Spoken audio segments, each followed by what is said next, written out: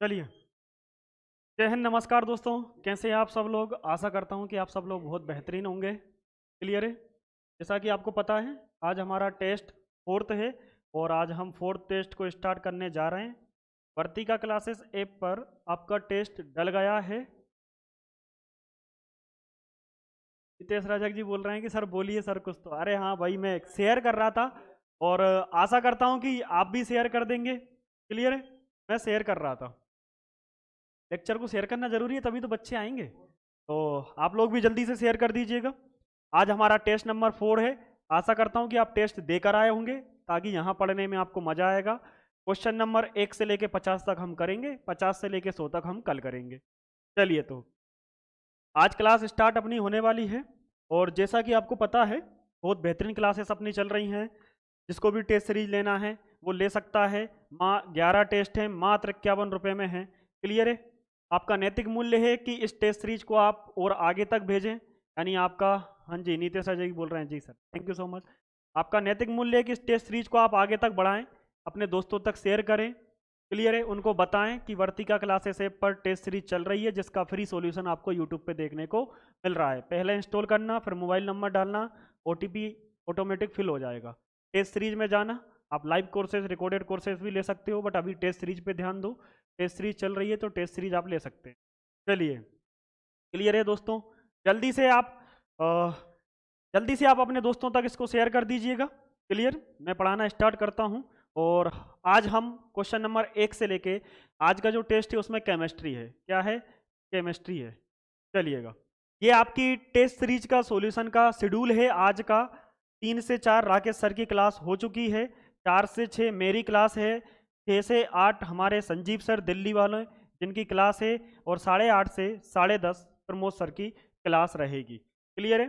काव्य coaching classes का channel subscribe नहीं किया है तो दोस्तों करिएगा।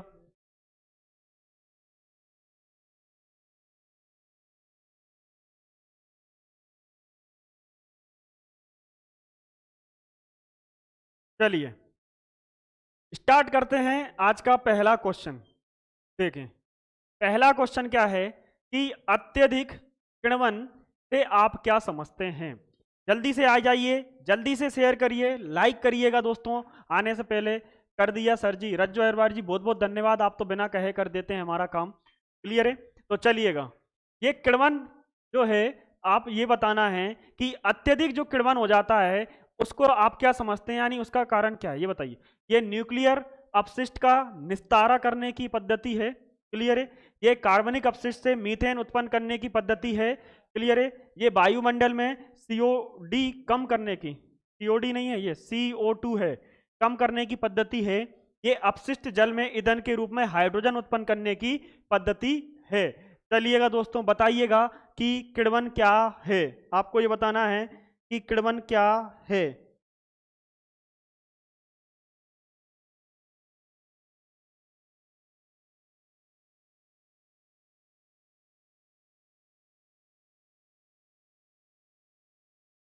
चलिएगा,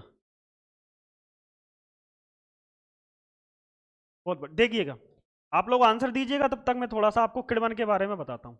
किण्वन क्या होता है? बिना ऑक्सीजन के, इसके बिना O2 के, ये कार्बोहाइड्रेट्स, इससे कार्बोहाइड्रेट, बिना ऑक्सीजन के कार्बोहाइड्रेट से क्या करता है? ऊर्जा प्राप्त करता है। क्या करता है कि बिना ऑक्सीजन की अनुपस्थिति में, कार्बन बिना ऑक्सीजन की अनुपस्थिति में कार्बोहाइड्रेट से क्या करना? ऊर्जा प्राप्त करना। यानी ये क्या है? ये है च्यापचे। क्लियर है? क्या है? च्यापचे। च्यापचे उसको बोलते हैं जो तोड़ता है। क्या करता है? तोड़ता है। तो ये क्या करता है? आपके ग्लूकोज को तोड़ने का काम करता है। किसको करता है? ग्लूकोज को क्या कर देता है? तोड़ देता है। क्लियर है? ग्लूकोज को क्या करता है? तोड़ देता है। और आपको सर जो अरवाजी सर जी, मेरी केमिस्ट्री और फिजिक्स वीक है। बेटा, जब हम अपन लेक्चर चालू करेंगे तो आप लेक्चर जरूर लेना। आपकी केमिस्ट्री और फिजिक्स मैं रटवा दूंगा। आप कोई बोलता है रटवाना नहीं, मैं तो रटवाता ही हूँ, ये मान के चलना। ऐसा रटवा दूंगा कि सोते में भी कोई पूछेगा ना ये क्या होता है, तो सोते में भी जवाब दोगे कि हाँ सर ये होता है। क्लियर है? कोई भी काम करो तो इतने पूरे मन से करना, दिल से मत करना। दिल एक मशीन है जो सिर्फ ब्लड को पंप करने का काम करती है। मन से किया करें कोई भी काम करें। चलिए, तो ये किण्वन होता है, ग्लूकोज को तोड़ने का काम करता है, बिना ऑक्सीजन के कार्बोहाइड्रेट से क्या करता है, ऊर्जा प्राप्त करता है। तो इनमें से आपको बताना है कि आंसर क्या होगा। देखिएगा देखिएगा, यह अपशिष्ट जल में ईंधन के रूप में हाइड्रोजन उत्पन्न करने की क्या है, एक पद्धति है। ये तो उसके मैंने काम बताए हैं, आपके अंदर किण्वन क्या होता है। जय हिंद सर जी, जय हिंद भाई शिवा सोलंकी जी, जी सर जी, क्लियर है। तो ये अपशिष्ट जल में क्या करता है, ईंधन के रूप में हाइड्रोजन को तोड़ने का काम करता है, यानी हाइड्रोजन उत्पन्न करने का काम करता है। ऑप्शन नंबर आपका 4 होगा। गोपाल लोधा जी पहले का डी बिल्कुल सही है आपका, पहले का डी। अजय सिंह जी बी नहीं होगा, डी होगा। और दूसरा किण्वन के बारे में याद रखना दोस्तों कि किण्वन जो है ग्लूकोज को तोड़ देता है। चयापचय क्रिया है, चयापचय क्रिया का मतलब होता है पदार्थों को तोड़ना, पदार्थों को क्या करना, तोड़ना। जैसे कार्बोहाइड्रेट को तोड़ देगा ऑक्सीजन, ऑक्सीजन नहीं रहेगा तब भी ये क्या करता है, कार्बोहाइड्रेट से ऊर्जा प्राप्त कर लेता है, उसी को बोलते हैं अपन किण्वन, और ग्लूकोज को तोड़ने का काम करता है। पहले का डी बिल्कुल बिल्कुल। सर कितने बजे से स्टार्ट होती है क्लास? भाई जस्ट अभी स्टार्ट हुई है क्लास, 4 बजे डेली क्लास स्टार्ट हो जाती है, 4 बजे डेली क्लास स्टार्ट हो जाती है। आपको ज़्यादा जानकारी के लिए डिस्क्रिप्शन में लिंक है, वहां से आप टेलीग्राम पे ज्वाइन हो जाना, टेलीग्राम पे सारी चीज़ें आपको मिल जाएंगी। चलिएगा क्वेश्चन नंबर दूसरा, बटर स्कॉच किसकी नवीन व्यापारिक किस्म है? क्लियर है, गेंदा की है, गुलदाबदी की है, जैस्मिन की है, या गुलाब की है? अब दोस्तों याद आ रहा होगा, बटर स्कॉच आइसक्रीम होता है ना, आइसक्रीम पे जा रहे होंगे अपन, किस पे जा रहे होंगे, आइसक्रीम पे जा रहे होंगे। बटर स्कॉच आप क्या समझते हो कि सर बटर स्कॉच तो आइसक्रीम होती है, क्या होती है, आइसक्रीम? नहीं, ये इनमें से किसी एक की किस्म भी होती है, किस्म का नाम है बटर स्कॉच। वो बटर स्कॉच आइसक्रीम क्यों है, क्योंकि उनमें से किसी एक का फ्लेवर आता है उसके अंदर। तो बताइएगा बटर स्कॉच किसकी नवीन व्यापारिक किस्म है? तो आपको नाम बताना है उसका। सर प्लीज सर बताइए ना। हाँ जी, 4 बजे स्टार्ट होती है, मैंने बता दिया। और टेलीग्राम ज्वाइन करना है तो आपको डिस्क्रिप्शन में लिंक है, वहां से टेलीग्राम ज्वाइन कर लेना। पीडीएफ, लेक्चर, सारी चीजें आपको टेलीग्राम पे मिलेंगी। ये पीडीएफ अभी जब सोल्व हो जाएगी तो आपको टेलीग्राम पे डाल दी जाएगी। आंसर दीजिए, जल्दी से आंसर दीजिए। देखो आंसर जल्दी से दिया करें आप लोग। तो बटर स्कॉच जो है वो नवीनीकरण क्या है, किसकी किस्म है, आपको ये बताना है। अजय सिंह जी बता रहे हैं कि सर सी होगा, गोपाल लोधा जी बता रहे हैं कि सर दूसरे का डी होगा, रज्जू अरवाड जी सर दूसरे का डी। भाई 11-12 लोग देख रहे हैं, आंसर सभी लोग दें यार, आंसर देना सीखें। ओके सर जी, एमएसडी क्रिएशन। चलिएगा, तो आंसर क्या होगा देखिएगा, बिल्कुल सही है जो भी लोग डी बता रहे हैं। ये किसकी है, ये गुलाब की एक किस्म है बटर स्कॉच। क्या है, बटर स्कॉच जो है वो गुलाब की एक क्या है दोस्तों, किस्म है। हर फसल की एक अपनी किस्म होती है। चलिएगा आइएगा क्वेश्चन नंबर 3, इसके बारे में बहुत डीपली से अपन चर्चा करेंगे। क्लियर है, इसके बारे में जानना बहुत ज्यादा जरूरी है। गहरा जामुनी यौगिक पदार्थ जो एंटीसेप्टिक यानी दर्द निवारक एवं डिसइंफेक्टेड यानी आपका इन्फेक्शन से बचाने वाला है की तरह उपयोग किया जाता है। किसकी तरह, उसकी तरह उपयोग किया जाता है। क्या पोटेशियम नाइट्रेट है, सोडियम थायोसल्फेट है, पोटेशियम परमैंगनेट है, या कैल्शियम फॉस्फेट है? आपको इसका आंसर बताना रहेगा। क्लियर है,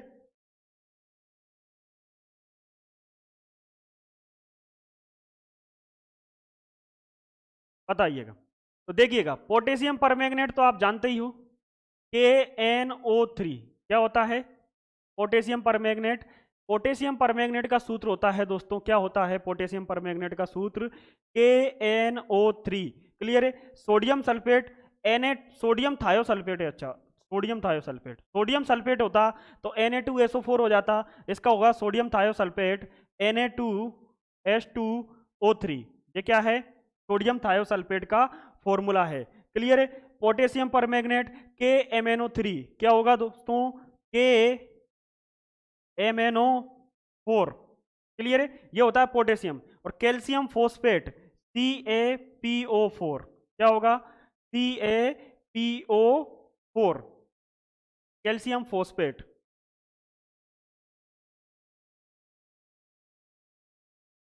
आंसर दीजिएगा। नमस्ते सर जी, जय माता दी, जय माता दी। पप्पी मीना जी जय माता दी, नमस्ते। सर सी होगा, सर सी होगा, सर बी होगा, सर सी होगा, सर बी होगा। चलिए अब मैं इनका डिस्क्रिप्शन दे देता हूं, फिर आंसर देखते हैं अपन की आंसर क्या होगा। क्लियर हुआ? तो देखिएगा, पोटेशियम जो पोटेशियम नाइट्रेट होता है, सॉरी परमैंगनेट नहीं, पोटेशियम नाइट्रेट होता है, इसका दूसरा नाम भी होता है, इसको सोल्ट पीटर बोलते हैं। क्या बोलते हैं? Salt Peter. क्लियर है? इसका काम क्या होता है? पटाखे, पटाखे बनाने में भी इसका यूज किया जाता है। किसमें किया जाता है दोस्तों? पटाखे बनाने में भी इसका यूज किया जाता है। क्लियर है? दूसरा, सोडियम थायोसल्फेट, सोडियम थायोसल्फेट को पानी साफ करने में किया जाता है, यानी पानी साफ करने में। अब क्या होता है, पानी में बहुत सारी अशुद्धियां होती है, जैसे आयरन हुआ, क्लियर है, मैग्नीशियम हुआ, ये पानी में मिल जाते हैं, तो इनको पानी से निकालने के लिए, यानी पानी को साफ करने के लिए, पानी का फिल्ट्रेशन करने के लिए भी किसका यूज किया जाता है? सोडियम थायोसल्फेट का यूज किया जाता है। किसका यूज किया जाता है? Sodium thiosulphate.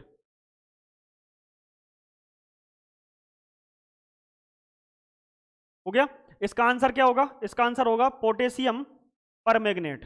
क्या होगा? बिल्कुल, जिनका सी आ रहा था, हाँ जी, अजय सिंह जी, गोपाल, बिल्कुल, अविनाश जी, रज्जो जी, रज्जो जी का तीसरे का बी आ रहा है, गलत है। अविनाश जी का, शोभा सोलंकी का सी है, बिल्कुल सही है। भगवान सिंह का, इसका भगवान सिंह का बिल्कुल सही है।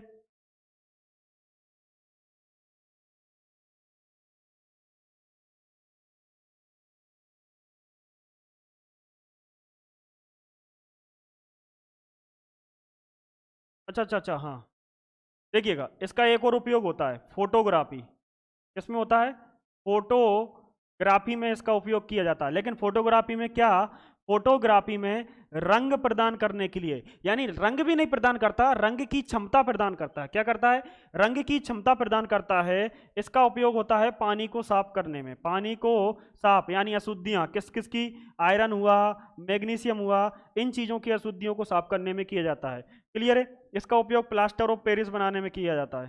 प्लास्टर ऑफ पेरिस बनाने में किया जाता है। क्लियर हुआ? तो इसका बोल रहा है गहरा जामुनी यौगिक जो कि एंटीसेप्टिक और डिसइंफेक्टेड, तो पोटेशियम परमैंगनेट। क्या होगा? Potassium permanganate. तो इसका आंसर होगा तीसरे का दोस्तों ए, सॉरी तीसरे का सी, तीसरे का सी, बिल्कुल पप्पी मीना जी, तीसरे का सी। भगवान सिंह जी डी नहीं होगा। चलिए अगला देखिएगा, गमेक्सिन और ब्लीचिंग पाउडर महत्वपूर्ण यौगिक हैं। किसके हैं? आपको यह बताना है। क्या क्लोरीन के हैं या नाइट्रोजन के हैं? क्लोरीन के हैं, नाइट्रोजन के हैं, ये सल्फर लिखा है, सल्फर के हैं या फास्फोरस के हैं? क्लियर है?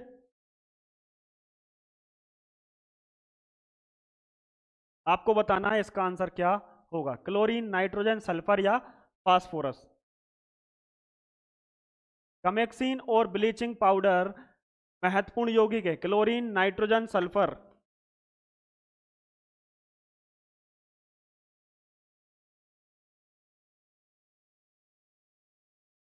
देखिएगा, पहले तो आप समझिएगा गमेक्सिन क्या है। गमेक्सिन एक कीटनाशक है। क्या है?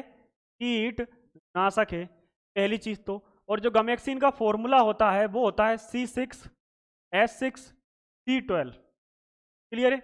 आपने बेंजीन पढ़ा है, C6H6, तो इसको क्या बोलते हैं? क्लियर है? इसका दूसरा नाम होता है बेंजीन, क्योंकि इसमें क्या है? C6H6। और बेंजीन हेक्सा क्लोराइड। क्लियर है? बेंजीन हेक्सा, इसको क्या बोलते हैं? बेंजीन हेक्सा क्लोराइड बोला जाता है। सॉरी, Cl6 होता है, Cl6, ये क्लोरीन, क्योंकि क्लोराइड है ना, Cl6। दोबारा लिख देता हूं, C6H6Cl6। क्लियर है? बेंजीन हेक्सा क्लोराइड, इसका नाम होता है गमेक्सिन का। ये एक कीटनाशक के रूप में उपयोग किया जाता है। ब्लीचिंग पाउडर आप जानते हो, दो तीन तरीके के होते हैं ब्लीचिंग पाउडर। सर फोर्थ का ए, फोर्थ का है, अरे वाह क्या बात है यार, आप लोग तो मतलब खतरनाक हो। किसमें किया जाता है? क्लोरीन के, क्योंकि इसमें क्या आ रहा है, समझ गए आप? यहाँ पे फॉर्मूला अगर पता चल गया ना आपको, तो आप उससे समझ जाते हैं कि क्या है, क्योंकि क्लोरीन, क्लोरीन आ रहा है इसके अंदर। क्या आ रहा है? क्लोरीन। तो ये किसका होगा? क्लोरीन का होगा। क्लोरीन के अलावा और कुछ नहीं आ रहा। फॉस्फोरस आ रहा है क्या? सल्फर आ रहा है क्या? कार्बन, नाइट्रोजन आ रहा है क्या? नहीं आ रहा है। क्लियर है? इनमें से कुछ भी नहीं आ रहा, ना फॉस्फोरस, ना सल्फर, ना नाइट्रोजन। क्लियर है? इनमें से कोई भी चीज आपको देखने को नहीं मिल रही है। क्लियर है?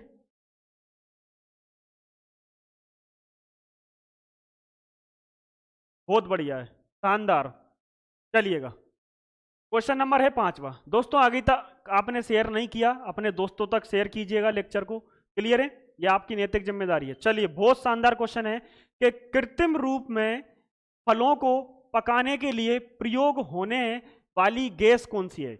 यानी फलों को पकाने वाली जो कृत्रिम रूप से प्रयोग होने वाली गैस है, वह गैस कौन सी है, आपको ये बताना रहेगा। क्लियर है दोस्तों? क्या मीथेन है, क्या एथेन है, क्लोराइड रंग उड़ाने वाली गैस, क्लोरीन रंग उड़ाने वाली गैस, हाँ जी क्लोरीन रंग उड़ाने वाली गैस है। क्या मीथेन है, एथेन है, एथिलीन है, या एसिटालाइन है, सॉरी एसिटाइलिन है? क्या है?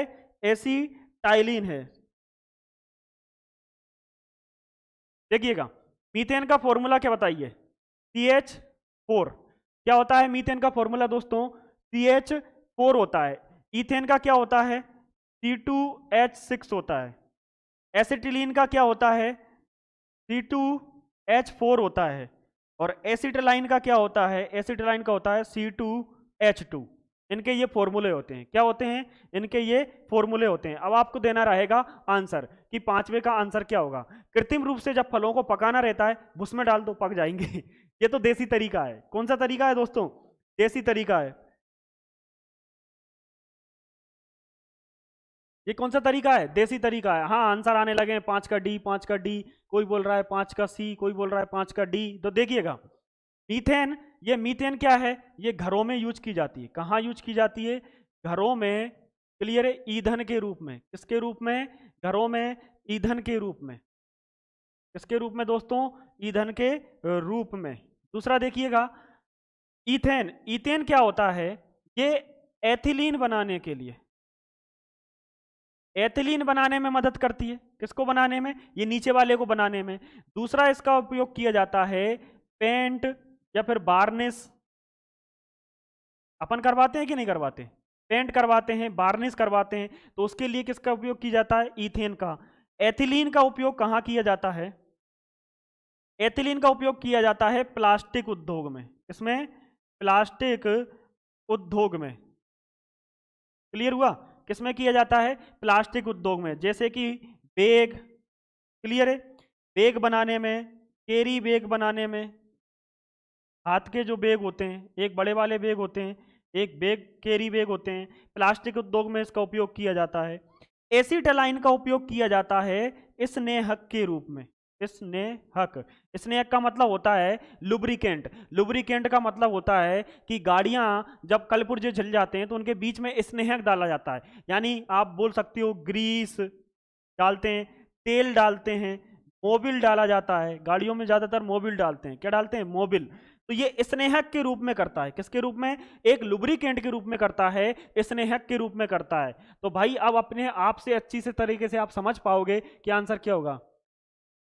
प्राकृतिक रूप से एथिलीन, रूप से एथिलीन। भाई समझ में नहीं आया क्या लिखा है आपने रज्जो अहिरवार जी? इसका जो आंसर होगा, चलिए मैं बता देता हूं। इसका जो आंसर होगा वो एथिलीन होगा। क्या होगा? एथिलीन होगा।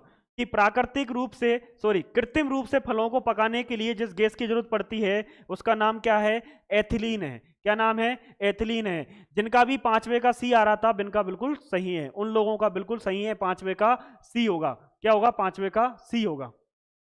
सॉरी सर जी, डी होगा। पप्पी मीना जी, एसिटाइलिन। भाई एसिटाइलिन एक स्नेहक के रूप में यूज किया जाता है। एसिटाइलिन नहीं होगा, एथिलीन होगा। क्लियर है? चलिएगा 6, किस प्रकार की अभिक्रिया से सबसे अधिक हानिकारक विकिरण पैदा होती है? क्या होती है?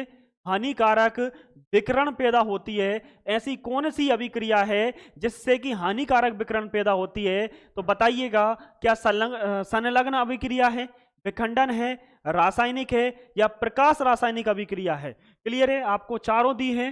क्लियर है? क्या दी है? आपको चारों दी हैं कि किस प्रकार की अभिक्रिया से, किस प्रकार की अभिक्रिया से सबसे अधिक हानिकारक विकिरण पैदा होती है। संलग्न का मतलब होता है, संलग्न का मतलब होता है दोस्तों, जहां पे दो अणु परमाणु, क्या, दो छोटे छोटे अणु मिलके, क्लियर है, एक बड़े अणु का निर्माण करते हैं। क्या करते हैं? एक बड़े अणु का निर्माण करते हैं। उसको क्या बोलते हैं? संलग्न अभिक्रिया। और एक बड़ा अणु जब दो छोटे छोटे अणु में, किसमें, दो छोटे छोटे अणु में टूट जाता है, टूट जाता है, तो उसको अपन बोलते हैं विखंडन अभिक्रिया। क्या बोलते हैं? विखंडन अभिक्रिया, रासायनिक अभिक्रिया।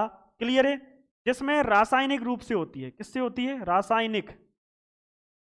ये क्रिया कैसे होती है? रासायनिक रूप से होती है, यानी दो तत्व मिलके अपने रासायनिक परिवर्तन करके और एक नया तत्व बनाते हैं। क्या? कि दो तत्व अपने रासायनिक गुणों में परिवर्तन करके, रासायनिक अभिक्रिया क्या, कि अपने रासायनिक गुणों में परिवर्तन करके एक नया रासायनिक क्या बनाएंगे? तत्व बनाएंगे। लेकिन दोनों ये नहीं है कि एक दूसरे को मार दे, नहीं, दोनों मिलके एक नया बनाएंगे, लेकिन रासायनिक परिवर्तन करके। प्रकाश रासायनिक परिवर्तन क्या होता है कि प्रकाश की उपस्थिति में, ये टाइपिस्ट हमेशा यही सा बनाता है, प्रकाश की उपस्थिति में जब कोई रासायनिक अभिक्रिया घटती है, क्या घटती है? कि प्रकाश की उपस्थिति में जब कोई रासायनिक अभिक्रिया होती है तो उसको बोलते हैं प्रकाश रासायनिक अभिक्रिया। तो इसका जो आंसर होगा वो होगा विखंडन अभिक्रिया, क्योंकि विखंडित होती है तो इसमें बहुत सारी विकिरणें क्या होती है? निकलती है। उन्हीं विकिरणों में से हानिकारक विकिरणें भी निकलती हैं। क्या निकलती है? उन्हीं विकिरणों में से हानिकारक विकिरणें भी निकलती है। बिल्कुल सही है, जो लोग विखंडन अभिक्रिया बता रहे हैं उनका राइट है, बिल्कुल राइट है, बहुत शानदार है, बहुत मजेदार है और बहुत खुशनुमा है। Jyoti Awasthi ji B B B B, बहुत शानदार है दोस्तों, बहुत शानदार है। क्लियर है? चलिएगा, क्वेश्चन नंबर है 7। पल्सर होते हैं, पल्सर गाड़ी नहीं है ये, नहीं तो 100-150 सीसी की गाड़ी बना दो पल्सर को। क्लियर है? पल्सर क्या होते हैं?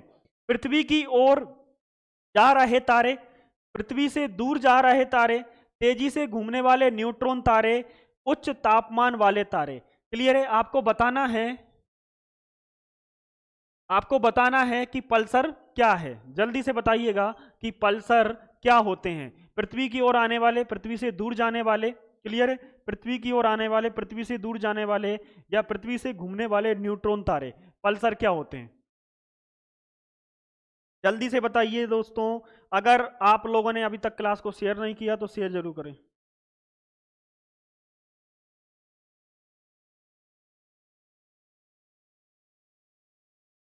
अन्नू बैस जी सर सी है, रज्जो अहिरवार जी सर सी है, शर्मिला महल जी सर सी है, गोपाल लोधा जी बता रहे हैं कि सर बी है, अविनाश चतुर्वेदी जी बता रहे हैं कि सर डी है। क्लियर है दोस्तों? जिन्होंने अभी तक टेस्ट परचेस नहीं किए हैं, वर्ती का क्लासेस ऐप डाउनलोड कीजिए, उस पर आपको टेस्ट से मिल जाएंगे। 11 टेस्ट हैं 51 रुपये में, ज़्यादा पैसे भी नहीं है, आप आराम से टेस्ट परचेस कर सकते हैं।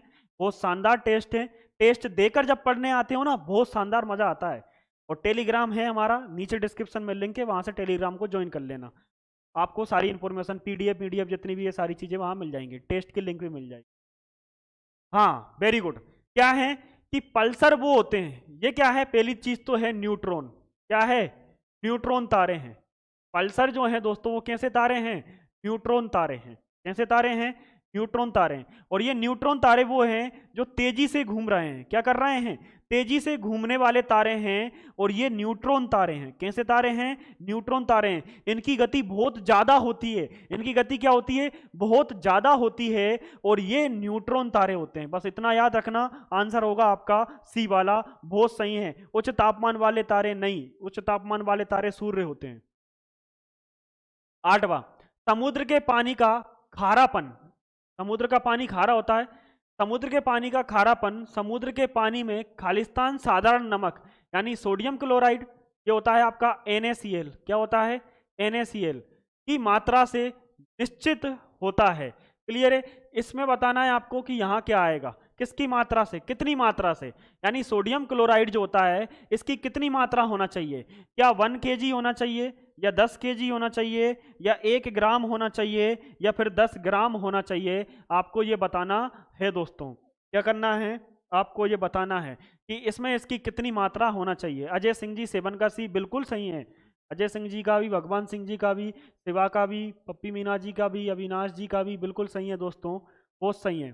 चलिएगा इसका आंसर दीजिएगा कि ये क्या होगा। देखिएगा, समुद्र के पानी का खारापन, समुद्र के पानी में साधारण नमक, समुद्र के पानी से NaCl निकलता है जो अपन खाने में यूज करते हैं, ये समुद्र के पानी से निकाला जाता है और ये अपशोषण विधि से निकाला जाता है। कौन सी विधि से? अपशोषण विधि से।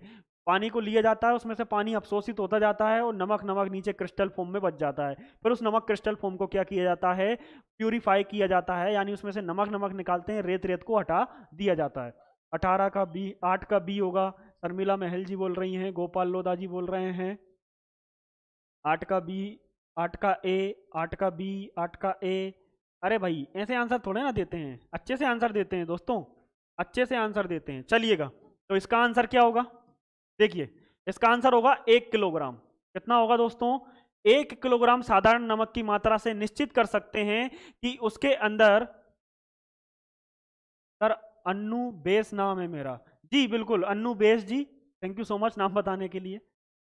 चलिएगा, 1 किलोग्राम आप वहां से क्या ले सकते हो, समुद्र का पानी ले सकते हो, उसका खारापन उसमें चेक कर सकते हो। 1 किलोग्राम से कम नहीं ले सकते, 1 किलोग्राम से ज्यादा ले सकते हो, पर मिनिमम वैल्यू जो होगी वो कितनी होगी, 1 kg होगी। कितनी होगी, 1 kg। चलिएगा, क्वेश्चन नंबर 9, जिस पानी में कैल्शियम बाइकार्बोनेट, क्या नाम है, कैल्शियम बाइकार्बोनेट और मैग्नीशियम बाइकार्बोनेट, क्या होगा, मैग्नीशियम बाइकार्बोनेट जैसे खनिजों का उच्चतम स्तर पाया जाता है, उसे कहते हैं, उसे क्या कहते हैं, स्वच्छ जल कहते हैं, मृदु जल कहते हैं, कठोर जल कहते हैं, या फिर शुद्ध जल कहा जाता है। क्लियर है, या फिर उसे क्या कहा जाता है, शुद्ध जल कहा जाता है।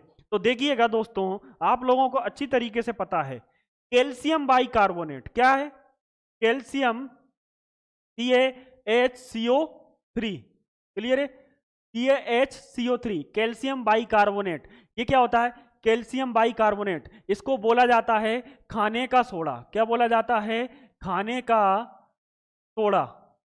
क्लियर है, ये मीठा सोडा भी बोलते हैं इसको, कैसा होता है, मीठा, किचन में यूज किया जाता है।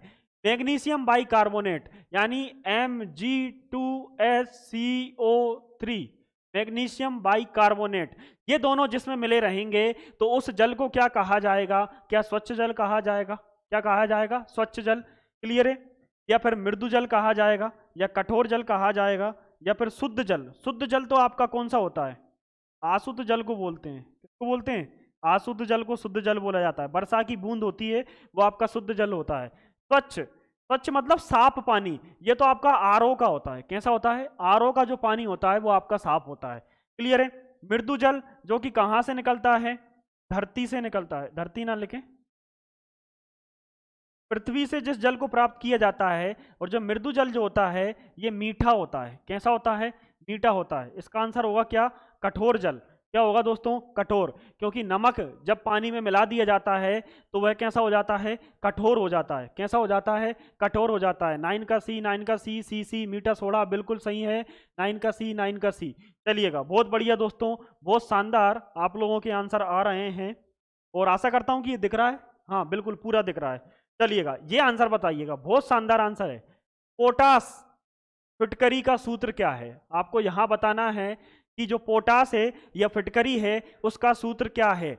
NH4, ये 2 यहां लगा है, SO4 FeSO4 का होल क्यूब इंटू 24H2O, या फिर NH4 2S4 AlSO4 whole cube 24H2O, या फिर K2SO4 Al2 SO4 3.24H2O, या फिर K2SO4 Cr2SO4 3 into 24H2O। आपको बताना है पोटास फिटकरी का सूत्र क्या है। क्लियर है, पोटास फिटकरी का सूत्र क्या है।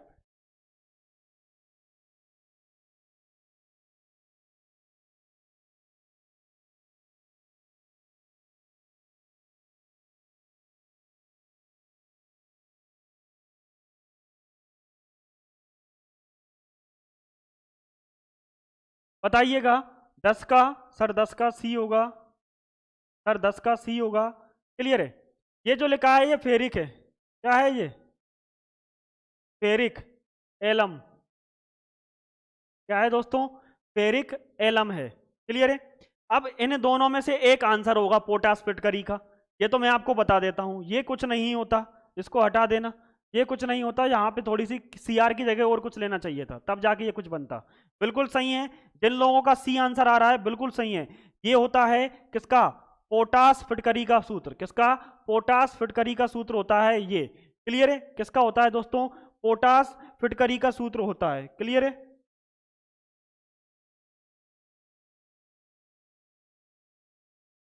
हाँ जी, शर्मिला महल जी बोल रही हैं आज के क्वेश्चन अच्छे लेवल के। केमिस्ट्री है भाई, केमिस्ट्री ऐसा ही होता है, केमिस्ट्री है। बिल्कुल सही है अनुवेश जी, बिल्कुल सही है। चलिएगा, आइएगा। प्लास्टर ऑफ पेरिस का रासायनिक सूत्र क्या है? प्लास्टर ऑफ पेरिस, जो आप पट्टा चढ़वाते हो, हाथ टूट गया, टांग टूट गई, नाक टूट गई, आंख टूट गया, उस पर जब आप पट्टा लगवाते हो तो वो सफेद सफेद जो लगवाते हो, प्लास्टर ऑफ पेरिस क्या बोलता है? प्लास्टर ऑफ पेरिस का सूत्र आपको बताना है, CaSO4H2O। क्लियर है? CaSO4H2O।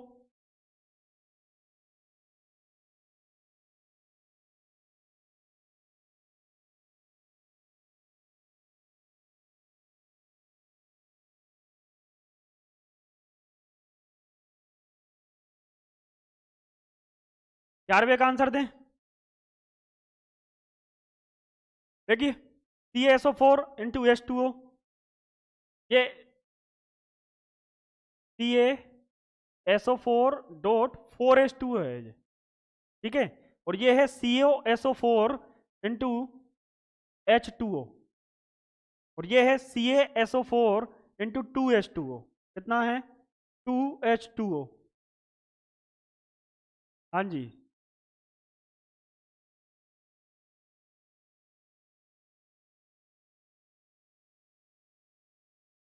11C या D? अरे दो दो आंसर थोड़े ना देना है। देखिएगा, सबसे पहले ये जो है CaSO4 × H2O, ये होता है नीला तोता। क्या होता है? नीला तोता। इसका उपयोग कहाँ किया जाता है? कीटनाशक के रूप में किया जाता है। में किया जाता है, कीटनाशक के रूप में किया जाता है। ये दोनों ऑप्शन एक ही हो गए हैं। क्लियर है? 4H2O नहीं, ये दोनों ऑप्शन एक ही हो गए हैं। क्लियर है? ये तो आपका क्या होगा? Plaster of Paris. ये क्या है? Plaster of Paris. नहीं नहीं नहीं, ये प्लास्टर ऑफ पेरिस थोड़े ना होगा। ये तो आपका जिप्सम का फॉर्मूला है। किसका है? जिप्सम का। मैं वही देख रहा हूँ इतनी देर से, प्लास्टर ऑफ पेरिस का यहाँ आंसर तो दिया ही नहीं है, क्योंकि प्लास्टर ऑफ पेरिस जो होता है वो होता है CaSO4 × 1/2H2O। ये होता है प्लास्टर ऑफ पेरिस का फॉर्मूला, CaSO4 × 1/2H2O। अब 1/2H2O, लेकिन यहाँ 1/2 नहीं दिया, या तो ये हो सकता था 1/2। क्लियर है? या फिर इनमें से कोई हो सकता था। थोड़ा चलो टाइपिंग मिस्टेक है, गलती है, सॉरी, मानते हैं इसको। CaSO4 × 1/2H2O, यानी जो पानी का अणु होता है वो 1/2 होता है। बिल्कुल सही है, 1/2 होगा। क्लियर है? इसको बोलते हैं नीला तोता। ये जिप्सम, जिप्सम का काम होता है ये क्षारीय प्रकृति। क्लियर है? ये मृदा में डाला जाता है। क्लियर है? क्षारीय प्रकृति का होता है। ये कैसा होता है? क्षारीय प्रकृति का। नहीं, ये आंसर नहीं होगा। प्लास्टर ऑफ पेरिस का फॉर्मूला ये होता है। ये गलत हैं सारे। क्लियर है? आंसर इनमें से एक भी नहीं होगा, आंसर होगा ये दोस्तों। क्लियर है? CaSO4 × 1/2H2O। क्लियर है? चलिएगा, क्वेश्चन नंबर 12। ये क्वेश्चन अपना कल का है। कब का है दोस्तों?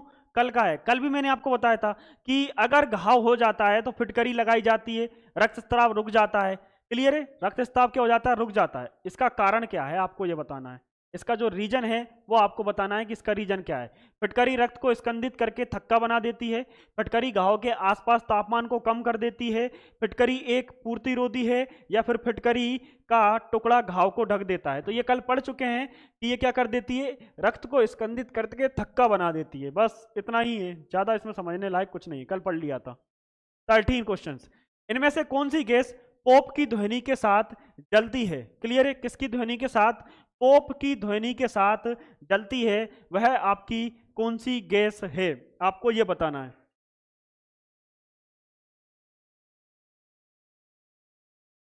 पोप की ध्वनि के साथ कौन सी गैस जलती है? 13 का क्या होगा? खुशबू कनैन जी, आ रही जी, चलिएगा। 13 का क्या होगा आपको बताना है। पोप की ध्वनि, पोप की ध्वनि ऐसा कुछ नहीं होता, पोप मोप। आपको ये बताना है कि ऐसी कौन सी गैस है जो कि जलने पर ध्वनि उत्पन्न करती है। सीधी सी बात है, उसी को पोप की ध्वनि अपन बोलते हैं। ऐसी गैस जो जलने पे क्या करती है? ध्वनि उत्पन्न करती है। तो ऑक्सीजन, ऑक्सीजन की इसकी प्रेजेंट होना चाहिए। ऑक्सीजन क्या होना चाहिए? प्रेजेंट होना चाहिए, तभी कोई चीज जल सकती है। ऑक्सीजन तो जलती नहीं है। जलती कौन सी चीज है? हाइड्रोजन गैस जलती है। और जब ये जलती है तो एक ध्वनि निकलती है। क्या निकलती है? इसके जलने पर एक ध्वनि उत्पन्न होती है दोस्तों। क्या होती है? एक ध्वनि। नाइट्रोजन डाइऑक्साइड और सल्फर डाइऑक्साइड, ये तो आपके sulphur dioxide green house gas के लिए होती है। चलिएगा, लवण जो जल का अवशोषण करता है कहलाता है। ऐसा लवण, लवण का मतलब सीधा सा आप नमक से कनेक्ट कर सकते हैं दोस्तों, सोल्ट। किससे? सोल्ट से। तो आपको यह बताना है कि ऐसा लवण जो जल का क्या करता है? अवशोषण करता है, उसे क्या कहते हैं? हाइग्रोस्कोपिक लवण कहते हैं, एनहाइड्रेट्स के लवण कहते हैं, हाइड्रोफिलिक लवण कहते हैं, या हाइड्रोफोबिक लवण कहा जाता है। तो उस लवण का नाम क्या है आपको बताना रहेगा।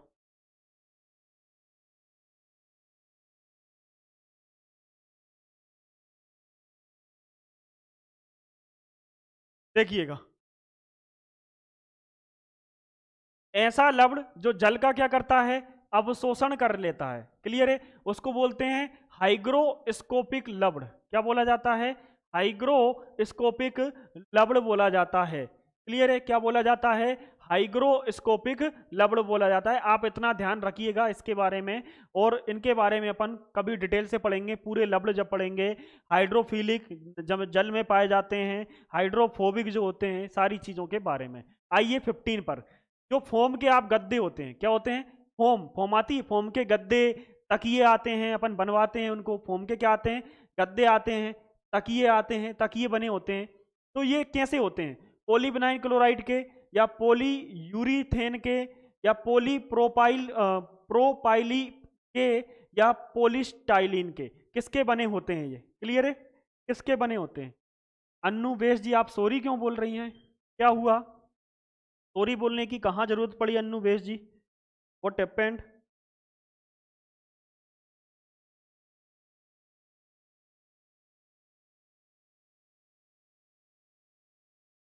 बताइएगा, आंसर क्या होगा? सॉरी मोरी ना बोलें, क्या दिक्कत आ गई है? कोई दिक्कत नहीं। फोम के गद्दे किसके बने होते हैं? क्लियर है? पोलिस्टलीन। देखिएगा, ये होता है C8H8, शायद, हाँ यही होता है। क्या होता है? CHH8। क्लियर है? और जो पोलीप्रोपलीन होता है, ये होता है C3H6। और ये होता है आपका PVC। PVC मतलब, PVC क्या होता है? पाइप। यानी प्लास्टिक की जितनी चीजें बनाई जाती हैं PVC पाइप बनाने में, इसका पॉलीविनाइल क्लोराइड, PVC पाइप। आपने एक एडवर्टाइजमेंट देखा होगा कि PVC पाइप होता है। क्या होता है? PVC pipe. पाइप लाइए, PVC का लाइए।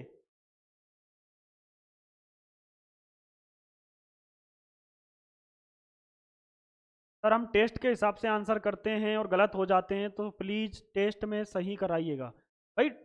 आज के जो टेस्ट है उसमें सही आंसर लग रहे हैं, गलत कहाँ हो गया बताना मुझे।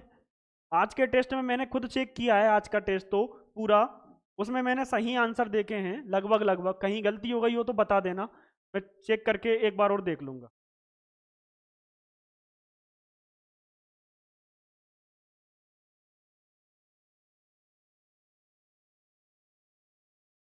आंसर दीजिएगा। देखिएगा, ये जो होता है, ये एक प्लास्टिक बहुलक होता है। कैसा होता है? प्लास्टिक बहुलक होता है। क्या होता है? बहुलक। ये एक प्लास्टिक बहुलक होता है। और ये जो होता है, ये हाइड्रोकार्बन का बहुलक होता है। क्या होता है?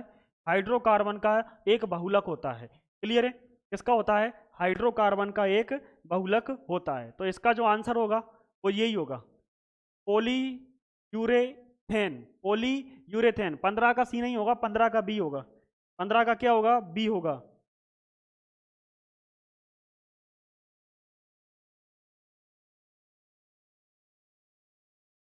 15 का बी होगा, सी नहीं होगा। भाई प्लास्टिक बहुलक है तो इसका मतलब फोम थोड़े ना बनाएगा।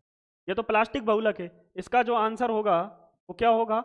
इसका आंसर जो होगा वो ये होगा, पोली यूरिथेन। पोलीप्रोपगाइन जो होता है वो C3H6 होता है, प्लास्टिक बहुलक होता है। ये PVC पाइप बनाने के काम में आता है। प्लास्टिक की जितनी चीजें मजबूत चीजें बनती हैं और महंगी चीजें बनती हैं वो PVC की बनती हैं।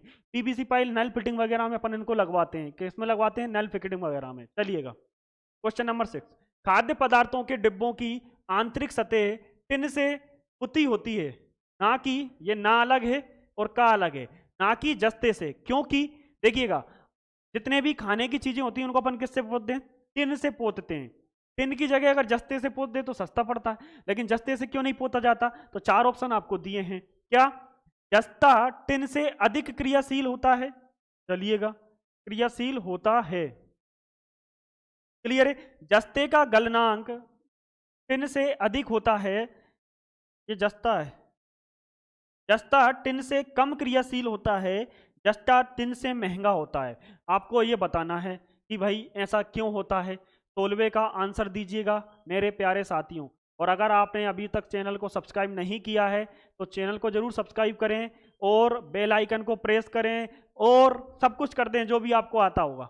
तो इसका आंसर दीजिएगा 16वें का आंसर। गोपाल लोधा जी का आया है, अन्नू बेस जी का आया, रज्जो अहिरवार का आया, 16 का बी होगा, 16 का ए होगा, शर्मिला जी 16 का ए होगा, 16 का बी होगा। भाई ए और बी पे गाड़ी टिक गई। जस्ते का गलनांक टिन से अधिक होता है। भाई टिन की पुताई कर रहे हैं किस पे? जस्ते पर। जस्ते पर किसकी पुताई कर रहे हैं? टिन की पुताई कर रहे हैं। तो ऐसा क्यों किया जाता है? अविनाश चतुर्वेदी जी का आंसर आया सर 16 का सी होगा। ये देखो, जस्ता टिन से कम क्रियाशील होता है।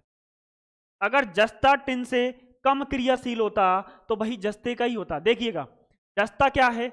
जस्ता क्रियाशील है।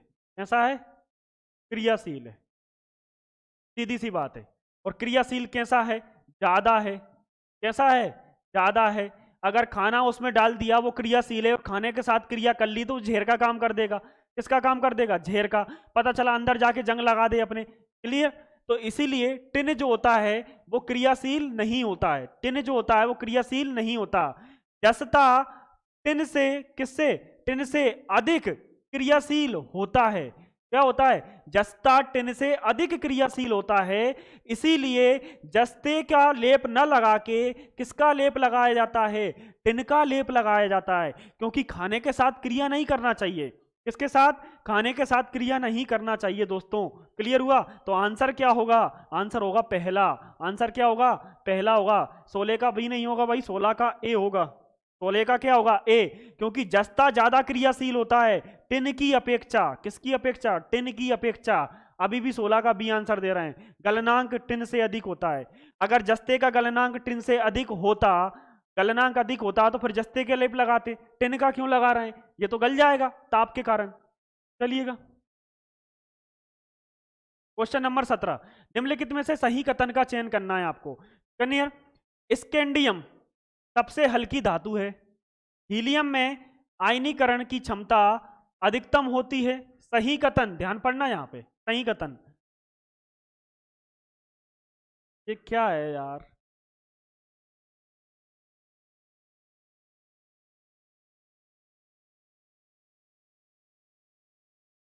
मैं यहां लिख देता हूं,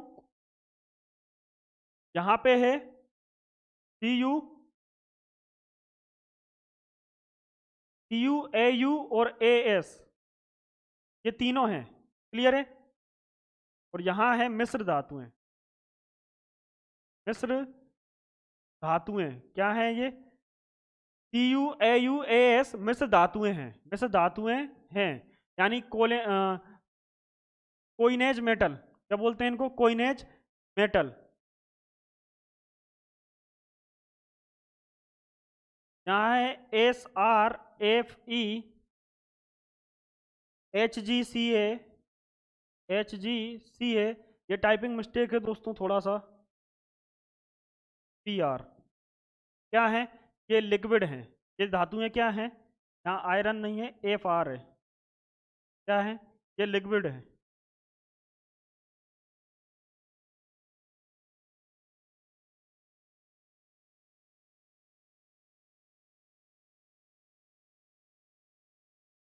हाँ जी, ये है CU, AU, AS मिश्र धातुएं। तो आप मुझे बताइएगा, आंसर हटाना सीखते हैं अपन। क्या सीखते हैं? आंसर को हटाना सीखते हैं। देखिएगा, क्या कॉपर मिश्र धातु है? कॉपर मिश्र धातु है? कॉपर तो वही सॉलिड फॉर्म में, मतलब कॉपर धातु है। क्या है? कॉपर धातु है। तो इसको हटा दो, ये बोल रहा है मिश्र धातु है। ये बोल रहा है कि ये लिक्विड है, बिल्कुल ब्रोमीन एक लिक्विड धातु है। कैल्शियम लिक्विड नहीं है, कैल्शियम लिक्विड नहीं है। पारा लिक्विड है, फ्रेंशियम लिक्विड नहीं है। क्लियर है, फ्रेंशियम लिक्विड नहीं है, तो इसका भी आंसर हटा दो, ये भी गलत है। स्कैंडियम सबसे हल्की धातु है, ये भी हटा दो भाई, सबसे हल्की धातु स्कैंडियम नहीं है। बिल्कुल टेस्ट में भी सही करा दूंगा, टेंशन मत करना। और टेस्ट में तो शायद सही है, मैंने देखा था टेस्ट में सही है। इसका जो आंसर होगा वो होगा हीलियम में आयनीकरण की क्षमता अधिकतम होती है। हीलियम में आयनीकरण की जो क्षमता होती है वो अधिकतम होती है। आगे से टेस्ट में आपको कोई प्रॉब्लम नहीं आएगी, ये मैं अब जिम्मेदारी लेता हूँ, आज से मैं इसकी जिम्मेदारी लेता हूँ कि ऐसा टाइपिंग मिस्टेक आपको टेस्ट में बिल्कुल देखने को नहीं मिलेगा। मैं दो दो तीन तीन बार आप टेस्ट को चेक किया करूंगा। क्लियर है दोस्तों, ये फर्स्ट और लास्ट गलती है हमारी, आज के बाद ही ऐसी गलती नहीं होगी। बिल्कुल बिल्कुल मैं टेस्ट में भी देखूंगा अगर होगा तो। चलिएगा, इसका आंसर क्या होगा, हीलियम में आयनीकरण की क्षमता अधिकतम होती है। यानी हीलियम में आयनीकरण की क्षमता अधिकतम होती है, किसी भी चीज से आयनीकरण क्या कर सकता है, कर सकता है। चलिएगा, क्वेश्चन नंबर 18, खालिस्तान को किस वस्तु में मौजूद पदार्थ की मात्रा के रूप में परिभाषित किया जाता है? किसको पदार्थ की मात्रा के रूप में परिभाषित किया जाता है? भार, अणु, परमाणु या द्रव्यमान? मात्रा के हिसाब से बताना है। किसके हिसाब से बताना है दोस्तों? मात्रा के हिसाब से आपको बताना है। क्लियर है, मात्रा के हिसाब से। अब देखिएगा, किसी भी चीज में जो मौजूद होता है परमाणु, देखिएगा भार क्या होता है, भार आपका ग्रेविटी पे डिपेंड करता है। किस पे डिपेंड करता है दोस्तों? भार ग्रेविटी पे। यानी अगर पृथ्वी पे आपका कोई भार है तो वो आपका चंद्रमा पे भार नहीं रहेगा। क्लियर है, वहां चेंज हो जाएगा। यानी भार जो होता है ये चेंज हो जाता है। क्या हो जाता है? चेंज हो जाता है। क्लियर है, यानी बदल जाता है। क्या हो जाता है? बदल जाता है। ध्यान देना, क्या हो जाता है? बदल जाता है। दूसरा, अणु, अणु तो कण होते हैं। क्या होते हैं? कण होते हैं। क्लियर है, परमाणु, अणु मतलब परमाणु से मिलके, परमाणु, परमाणु से मिलके कौन बनता है? अणु बनता है। कौन बनता है? अणु बनता है। परमाणु बहुत छोटा कण होता है। क्या होता है? बहुत छोटा कण होता है। द्रव्यमान कभी चेंज नहीं होता। द्रव्यमान क्या होता है? कभी चेंज नहीं होता।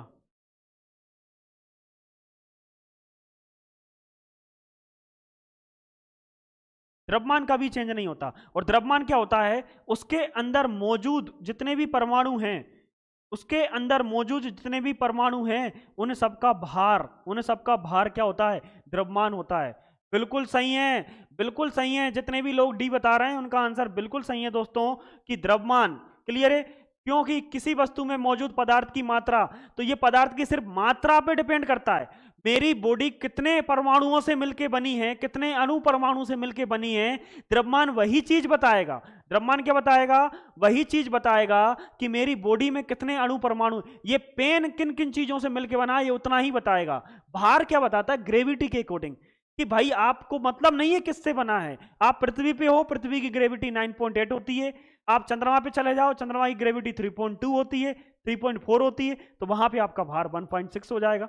क्लियर है, 1/6 हो जाएगा। 60 kg के यहां हो, वहां 10 kg की हो जाओगे, हल्के हो जाओगे। बिल्कुल सही है, डी होगा। चलिएगा, डी होगा।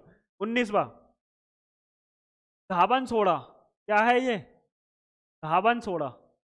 धावन सोडा में क्रिस्टलीकरण के पानी का प्रतिशत, ये यहां है, प्रतिशत मात्रा कितनी होती है? क्लियर है, इसमें आपको बताना है कि धावन सोडे में क्रिस्टलीकरण के पानी का जो प्रतिशत होता है, प्रतिशत मात्रा होती है, वह कितनी होती है? 1.8 होती है, 37.6% होता है। मैं परसेंट लगा देता हूं इसके पीछे, आप बताइएगा इसका आंसर क्या होगा।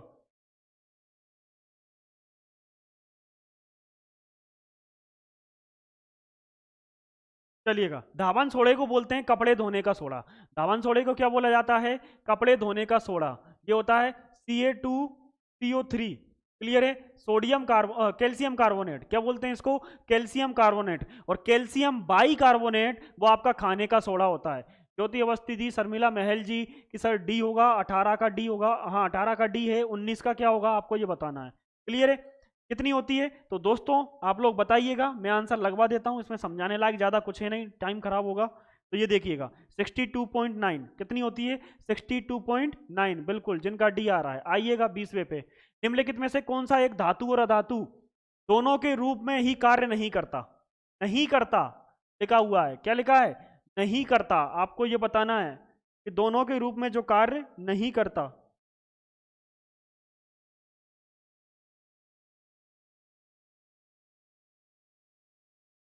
बताइएगा, जो धातु और अधातु दोनों के रूप में कार्य नहीं करता। दोस्तों अगर अभी तक लाइक नहीं किया है तो जल्दी से लाइक करें और अपने चैनल को सब्सक्राइब करें ताकि आपको अच्छी आगे क्लासेस देखने को मिले। ये गलत बात है यार, आप 15 लोग देख रहे हैं, लाइक आपकी नो ही रखी है। जल्दी से लाइक करिए, शेयर करिए। 19 का नहीं 20 का बताना है सर, 20 का सी होगा। शर्मिला महल जी सी होगा, जल्दी से बताइएगा। देखिएगा आपका बोरोन क्या है, बोरोन धातु है। आर्सेनिक क्या है, क्लियर है, आर्सेनिक धातु है। जर्मेनियम क्या है, धातु है। मतलब धातु और अधातु इन दोनों में से सब एक हैं। लेकिन बिस्मत क्या है, बिस्मत ना तो धातु है ना ही अधातु है। बिस्मत का जो उपयोग किया जाता है वो सौंदर्य, सौंदर्य प्रसाधन,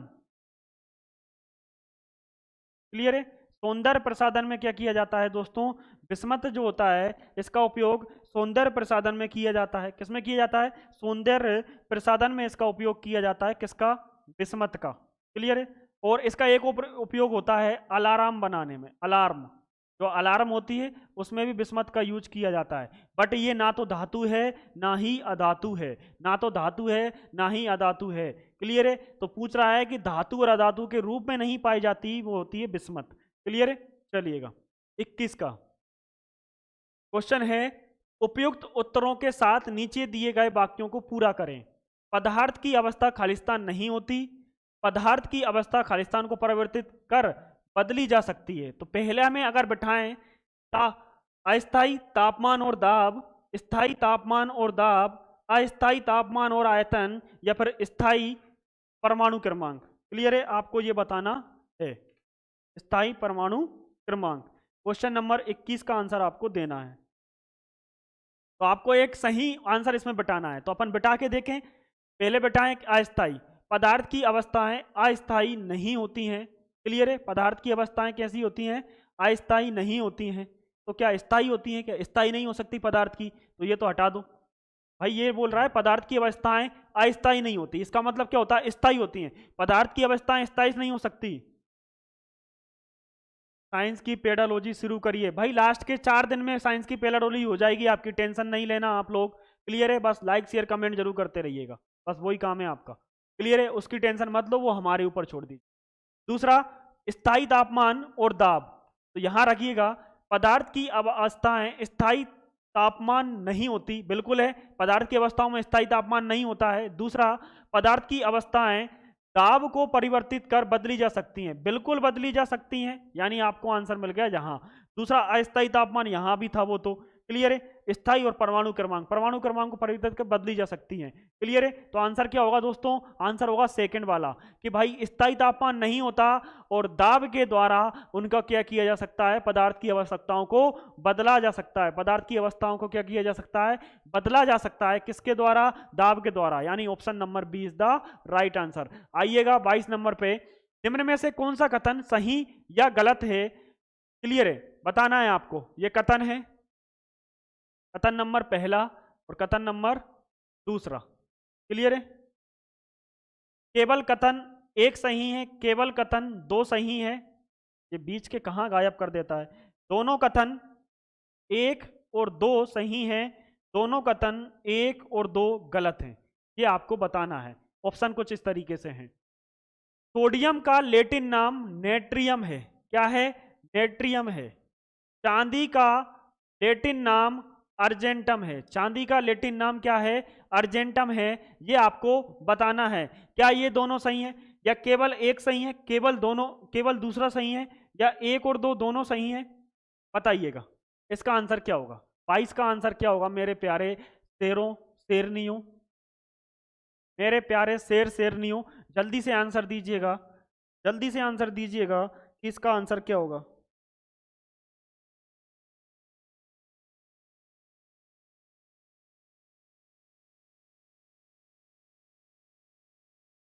पता नहीं देखिएगा, सोडियम, सोडियम क्या होता है, Na, सोडियम क्या होता है, Na, क्लियर है।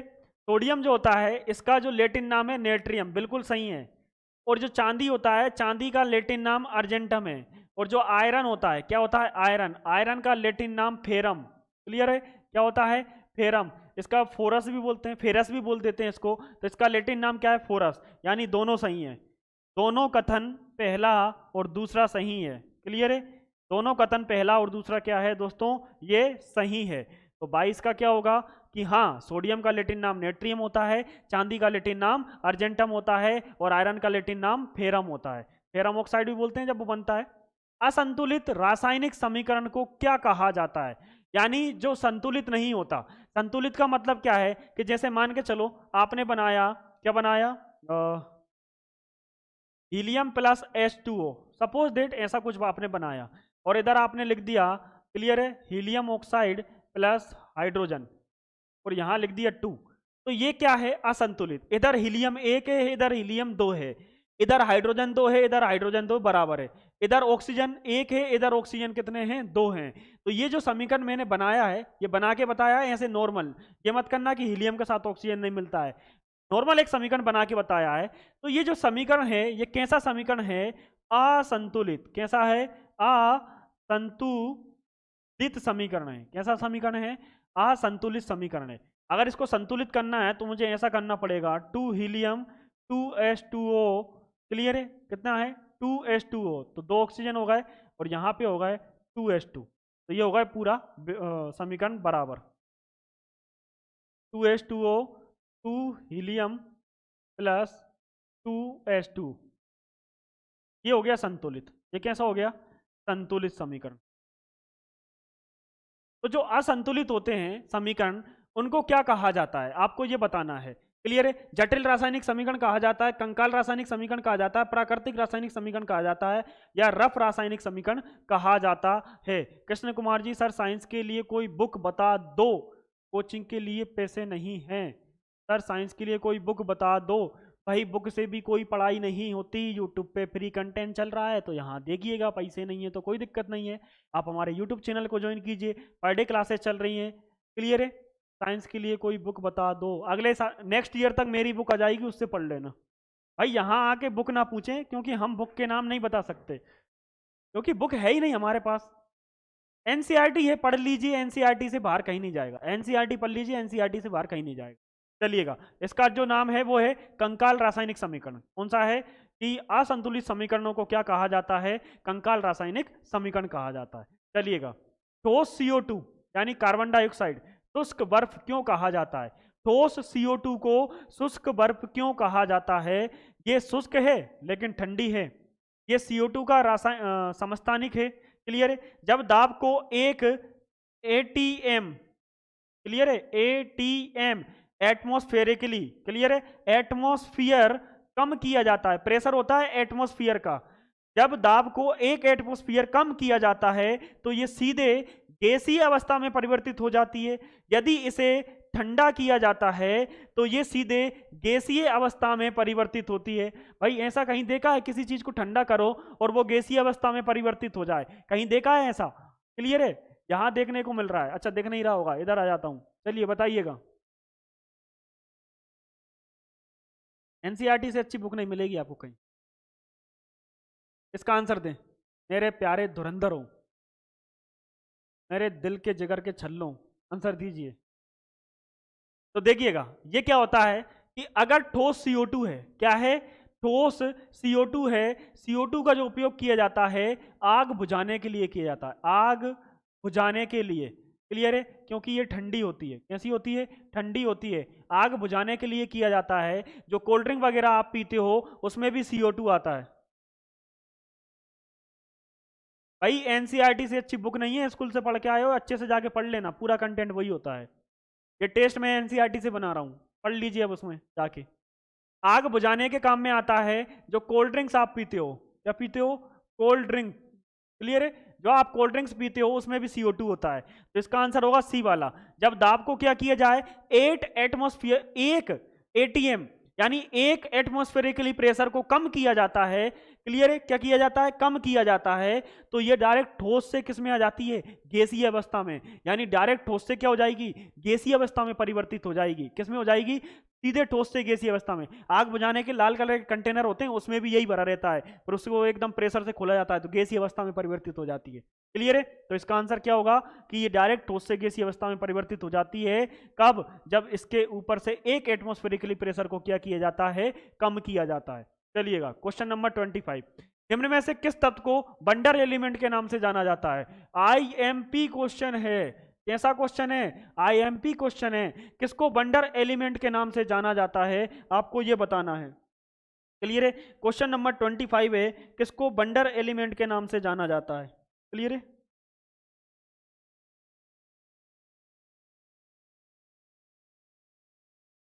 किसको बंडर एलिमेंट के नाम से जाना जाता है मेरे प्यारे साथियों। देखिएगा, लिथियम जो होता है ये बैटरियों में यूज किया जाता है।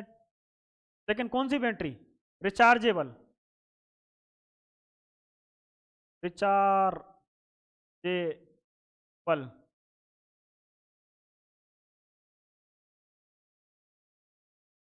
रिचार्जेबल बैटरी बनाने के लिए लिथियम का उपयोग किया जाता है। किसका किया जाता है, लिथियम का। टाइटेनियम, ये जलमग्न चीजों को, जलमग्न, जलमग्न चीजों को बनाने में किसका उपयोग किया जाता है, टाइटेनियम। आपने टाइटेनिक का जहाज नाम सुना है, टाइटेनिक जहाज का नाम सुना है, वो यही है, टाइटेनियम। जलमग्न, जलमग्न, जल में डूबना नहीं चाहिए वो चीजें, वो टाइटेनियम की बनाई जाती हैं, इसलिए उसका नाम टाइटेनिक। पारा क्या होता है, तापमान, तापमान को मापता है। किसको मापता है, तापमान को मापता है। क्लियर है, किस में मापता है, तो ये किस में नापता है, फॉरेनहाइट में नापता है। किस में मापता है, ये फॉरेनहाइट में नापता है। और पारा जो होता है वो पहाड़ों, पहाड़ों पर यूज नहीं करते, इसकी जगह पे क्या करते हैं, एल्कोहल, क्या करते हैं, एल्कोहल। क्लियर है, किसमें, थर्मामीटर में, थर्मामीटर में। क्योंकि ये पहाड़ों पे क्या हो जाता है दोस्तों, जम जाता है, इसलिए पहाड़ों पर यूज नहीं करते, इसका एल्कोहल का यूज करते हैं। किसका करते हैं, एल्कोहल का। अरे भाई ये चीज तो हम दूर ही रहते हैं, सोने से तो हम दूर रहते हैं, कौन बनवाएगा, किसके लिए बनवाएंगे सोना, अब जरूरत ही नहीं है। आभूषण,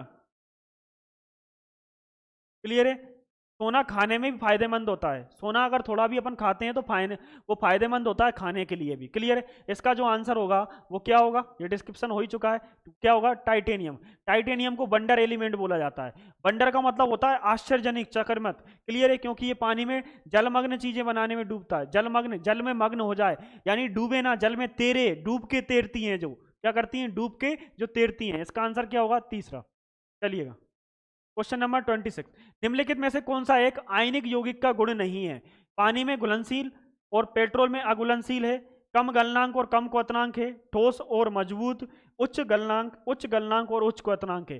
कौन सा आयनिक यौगिक का गुण नहीं है, नेगेटिव क्वेश्चन है, नेगेटिव, कैसा क्वेश्चन है, नेगेटिव क्वेश्चन है। आपको बताना है कौन सी आयनिक यौगिक का,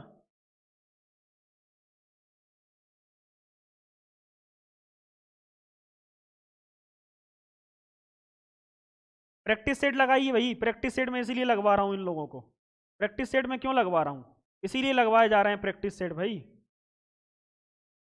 चलिएगा दोस्तों, प्रैक्टिस सेट इसे आप मेरी क्लास अटेंड कर लीजिएगा, 20 तारीख के बाद लॉन्च कर रहा हूं कोर्स में, साइंस का वो ले लीजिएगा, सारे क्वेश्चन फंसेंगे, टेंशन मत लेना। क्लियर है, क्वेश्चन नंबर 26, आपको बताना है कि आयनिक यौगिक, इसका आयनिक यौगिक का गुण नहीं है, तो आयनिक यौगिक का गुण क्या नहीं है, कम गलनांक नहीं होता और कम क्वथनांक नहीं होता। जितने भी आयनिक यौगिक होते हैं उनका गलनांक कैसा होता है, इनका गलनांक और क्वथनांक उच्च होता है। कैसा होता है, गलनांक और क्वथनांक, क्योंकि ये आयन बनाते हैं भाई, क्या बनाते हैं, आयन, यानी ये धनायन और ऋणायन बनाते हैं, और इनका गलनांक क्वथनांक उच्च होना चाहिए, ना कि कम। तो आंसर होगा आपका कि कम गलनांक और कम क्वथनांक नहीं होता है, ज्यादा होता है। चलिएगा 27, खालिस्तान का गलनांक बहुत ही भिन्न होता है। बहुत ही भिन्न का मतलब है बहुत ही अलग होता है। क्या होता है, बहुत ही भिन्न का मतलब होता है बहुत अलग होता है, वो आपको बताना है। क्या पोटेशियम है, सोडियम है, या फिर सोडियम, सोडियम दो दो बार आ गया, चलिएगा, बेरियम है। आपको बताना है किसका गलनांक जो होता है वो भिन्न होता है।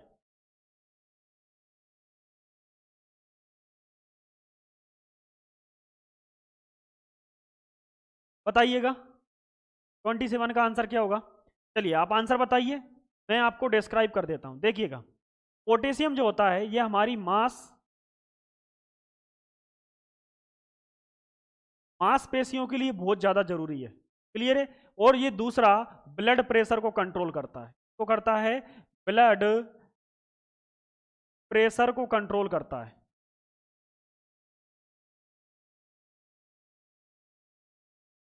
इसको कंट्रोल करता है। पोटेशियम होना चाहिए हमारी बॉडी के अंदर। क्या होना चाहिए दोस्तों? पोटेशियम होना चाहिए हमारी बॉडी के अंदर, क्योंकि ये हमारे पोटेशियम मांसपेशियों और नसों, इसमें मांसपेशियों नसों को मदद करता है। क्या करता है? मदद करता है अच्छे से ब्लड को बहने के लिए। किसको बहने के लिए? ब्लड को।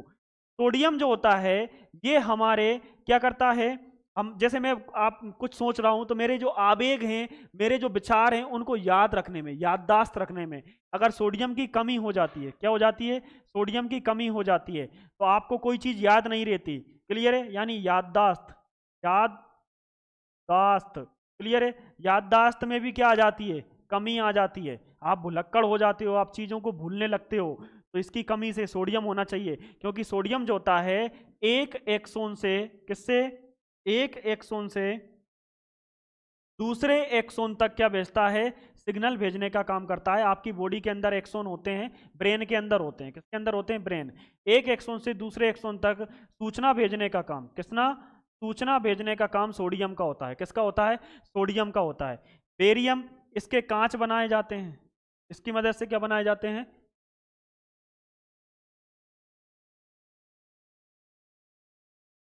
बेरियम से क्या बनाए जाते हैं? कांच बनाए जाते हैं, पेंट बनाए जाते हैं और टाइल्स बनाए जाते हैं। क्या बनाए जाते हैं? इसकी टाइल्सें बनाई जाती हैं बेरियम की।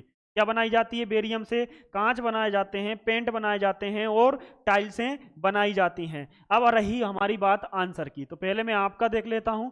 लाखन सिंह मीना जी बी होगा। क्लियर है। Okay thanks sir. Gopal Lodha ji का दो होगा, बी होगा, बी होगा।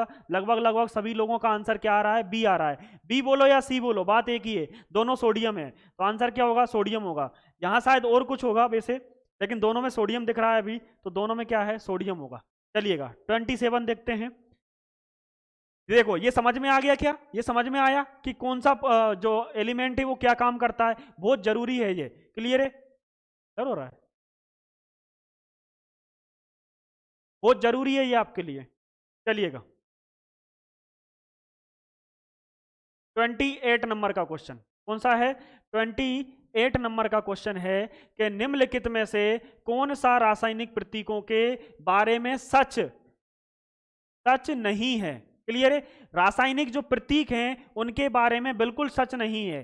वह तत्वों के नामों के लिए एक आशुलिपि यानी पार्स हैंड संकेत है। क्या है? संकेत है। यह प्रतीक एक या दो अक्षरों के होते हैं। जेम्स चेडविक और जे थॉमसन द्वारा प्रस्तावित किए गए थे। ये तत्व जो हैं जेम्स चेडविक और जे थॉमसन द्वारा प्रस्तावित किए गए थे। क्लोरीन के लिए रासायनिक प्रतीक बी। क्लोरीन के लिए रासायनिक प्रतीक Cl है। क्लोरीन, अच्छा ये लिखा हुआ है यहाँ, इसका आप लिख लेना, थोड़ा सा प्रिंटिंग मिस्टेक है। ये Cl है। आपको बताना है सही कौन सा नहीं है इसमें से, इन चारों ऑप्शनों में से सही कौन सा नहीं है। 28 का सर सी होगा।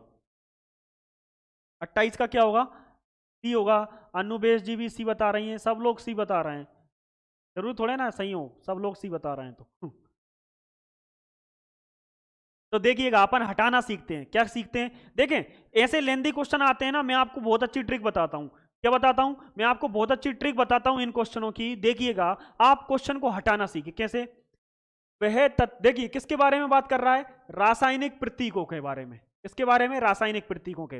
वह तत्वों के नामों के लिए एक आशुलिपि है। बिल्कुल सही है। क्या है? एक आशुलिपि है।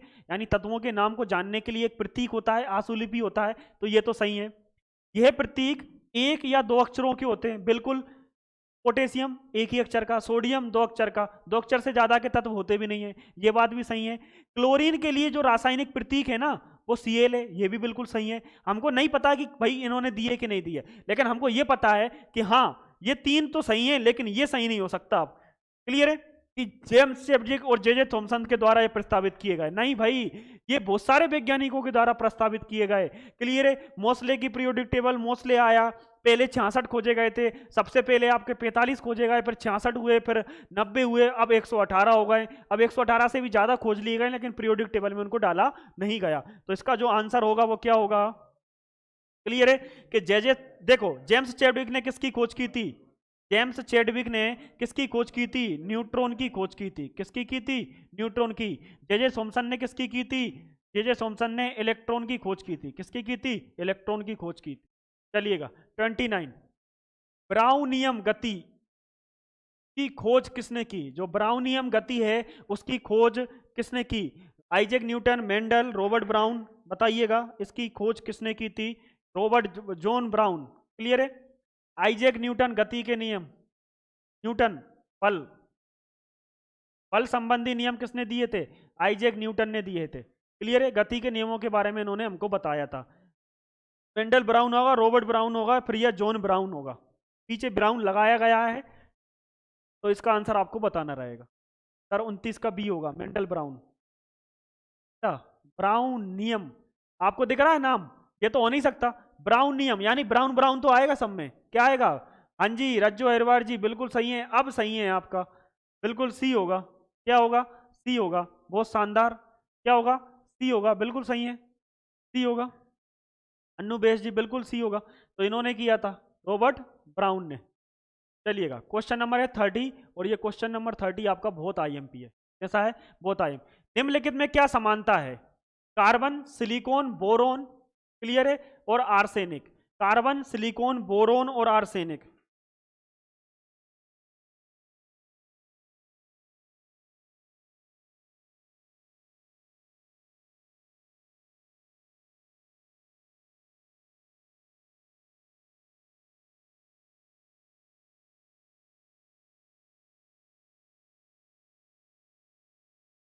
वो तो ग्रेगर मेंडल है जिसका टंडल प्रभाव है। चलिएगा बताइएगा, ये सभी कैसे हैं? ये सभी गैर धातु हैं। क्लियर है। ये सभी धातु हैं या कोई समानता नहीं है इनके बीच में? क्लियर है। या फिर इनके बीच में कोई समानता नहीं है, आपको ये बताना है।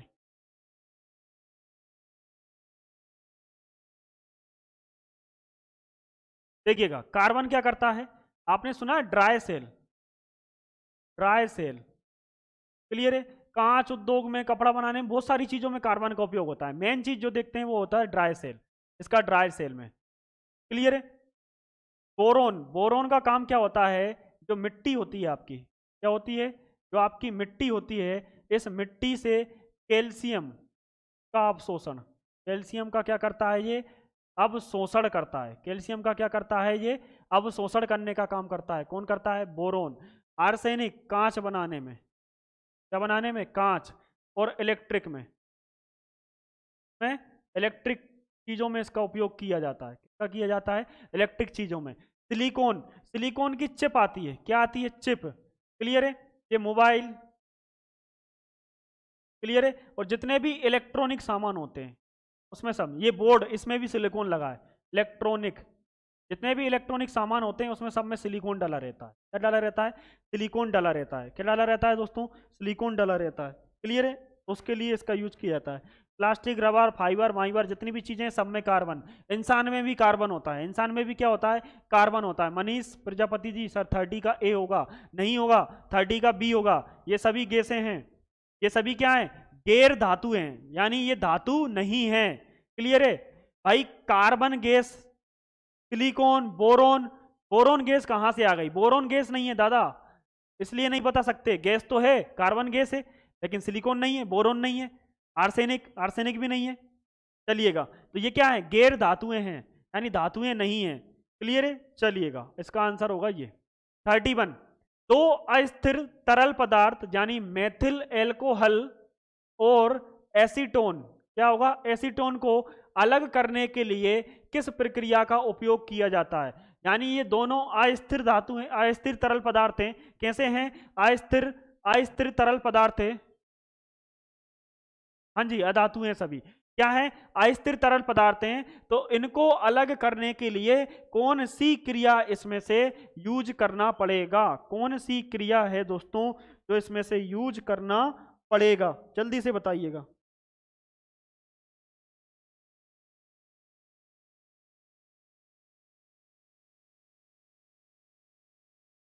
चलिएगा मैं आपको बताता हूं। चार ऑप्शन है, आंशिक आसपन है, या फिर आपका फिल्ट्रेशन है, या क्रोमेटोग्राफी है, या निस्तारण है, या फिर डिटेक्शन है। आप आंसर दीजिएगा, इसका आंसर क्या होगा? चलिए बताइए इसका आंसर क्या होगा मेरे प्यारे धुरंधरों, जल्दी से आंसर दें।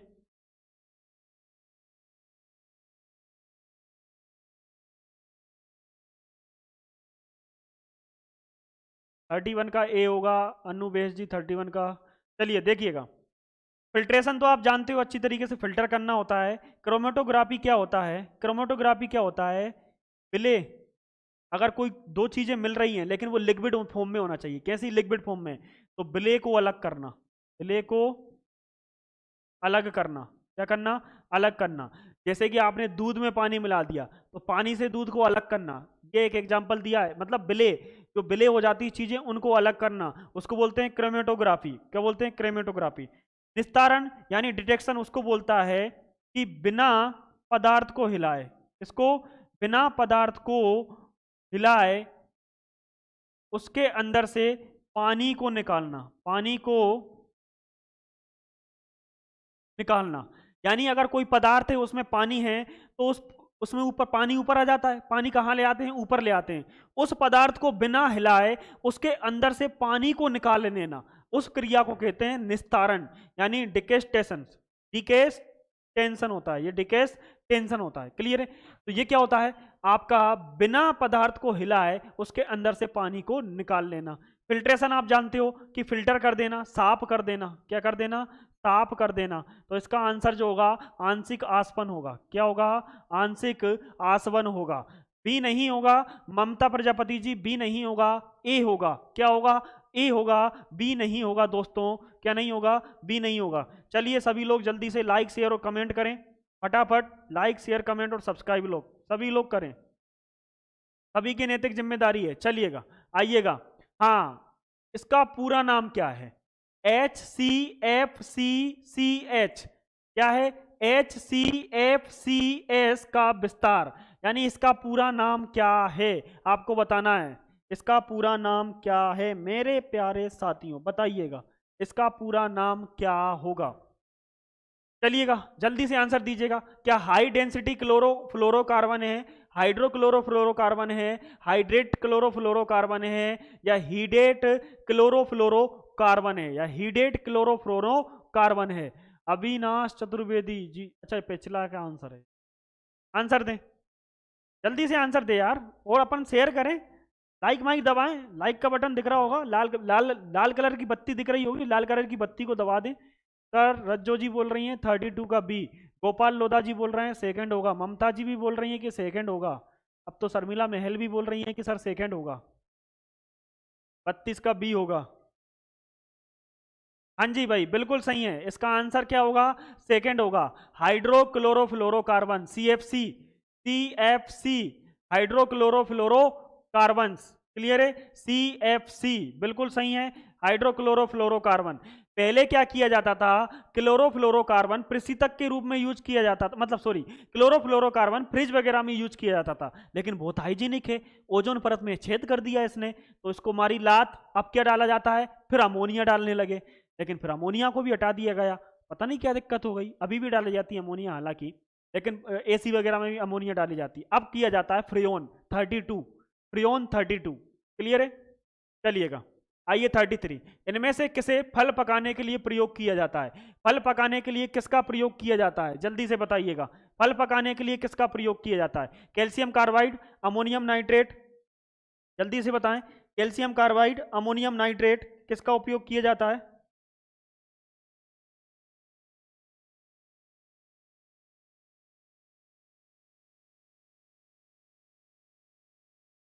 फल पकाने के लिए किसका प्रयोग किया जाता है? अब जो आंसर पहले वो दे रहे थे ना, मैं उनका आंसर अब सही कर दूंगा।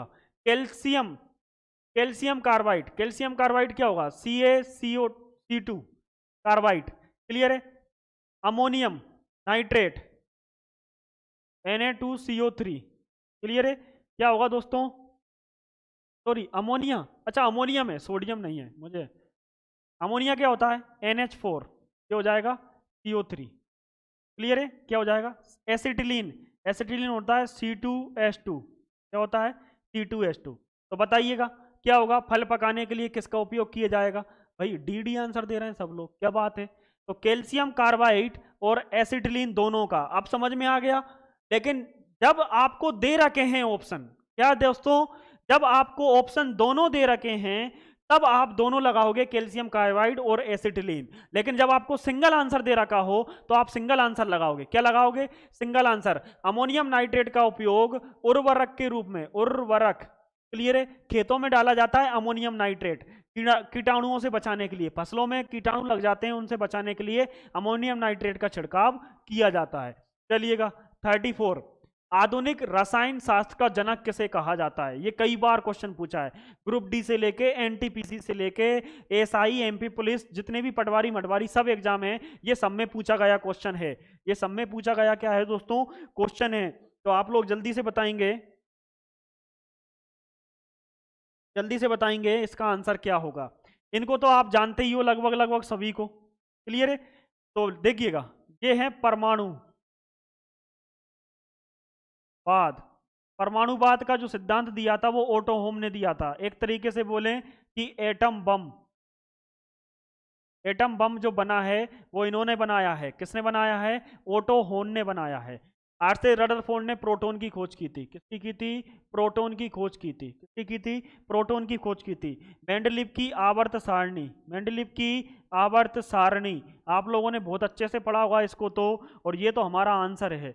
एंटोनी लेवोजियस, एंटोनी लेवोजियर, एंटोनी लेवोजियस आधुनिक रसायन के क्या हैं, ये जनक हैं। आधुनिक रसायन के क्या हैं दोस्तों, ये जनक हैं, क्लियर है।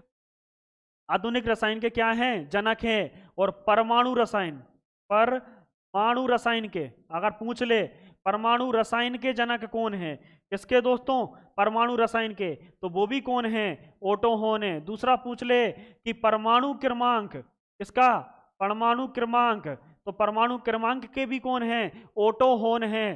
पूछ ले एटम बम के कौन है, तो भी ओटो होन है। परमाणुवाद के कौन है, तो भी एटो होम है। अवर्स्तनी, हाँ भाई, एटोनी लेवोजियस, क्लियर है, एटोनी लेवोजियस, बहुत शानदार। चलिएगा क्वेश्चन नंबर 34, अभी अपने पास आधा आधा घंटा और है, बहुत आसानी से कर पाएंगे। निम्नलिखित में से कौन सा कथन सत्य है, ये आपको बताना है। पानी हाइड्रोजन और ऑक्सीजन का मिश्रण होता है, ये सत्य है। पानी नाइट्रोजन और ऑक्सीजन का एक यौगिक है, क्लियर है। पानी हाइड्रोजन और ऑक्सीजन का एक यौगिक है, या पानी एक मूल तत्व है, आपको ये बताना है, क्लियर है।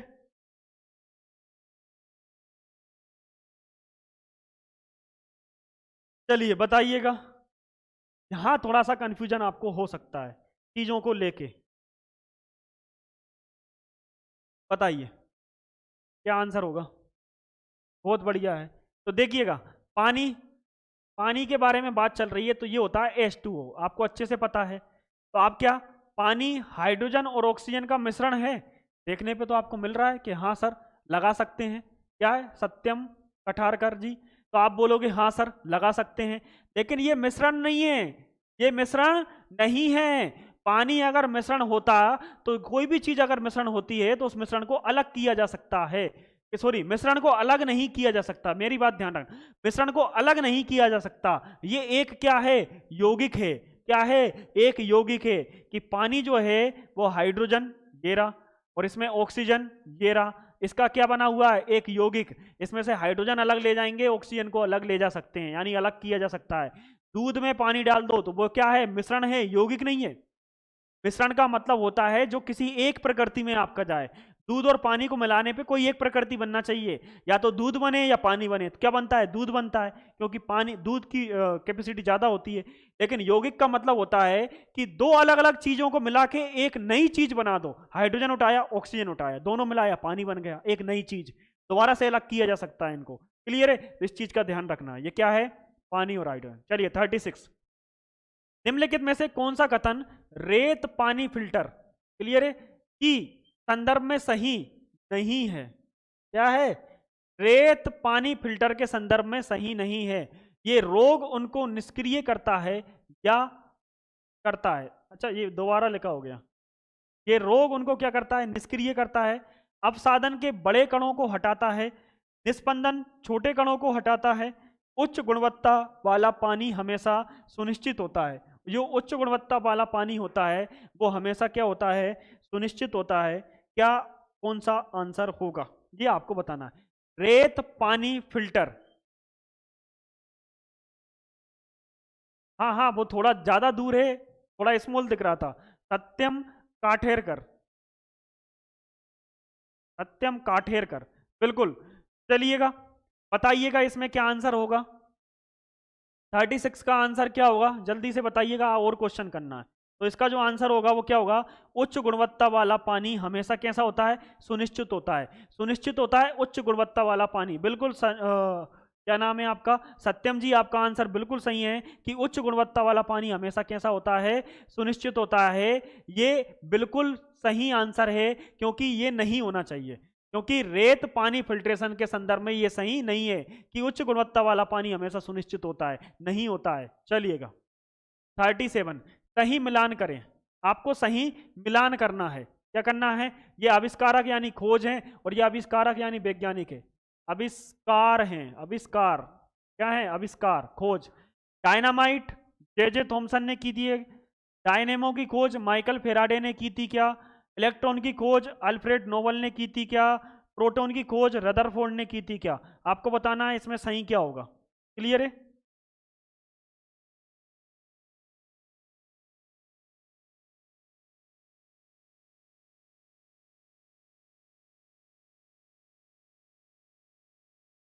अरे यार, यहाँ पे दो आंसर सही हो रहे हैं, देखिएगा। रदरफोर्ड ने प्रोटॉन की खोज की थी, बिल्कुल सही है। क्लियर है? माइकल फेराडे ने भी किसकी खोज की थी? डायनेमो की खोज की थी, ये भी सही है। ये दोनों ही सही है। और अल्फ्रेड नोबल ने किसकी की थी? डायनामाइट की थी। अल्फ्रेड नोबल ने किसकी की दोस्तों? अल्फ्रेड नोबल ने डायनामाइट की खोज की थी। क्लियर है? और जे थॉमसन ने किसकी की थी? इलेक्ट्रॉन की खोज की थी। किसकी की थी? इलेक्ट्रॉन की खोज की थी। यहाँ पे दो दो सही हो रहा है, ये भी सही है। क्लियर है? ये दोनों सही है, उससे कोई अंतर नहीं पड़ता। ये भी सही है और ये भी सही है, आप जो भी आंसर लगाओ वो सही होगा।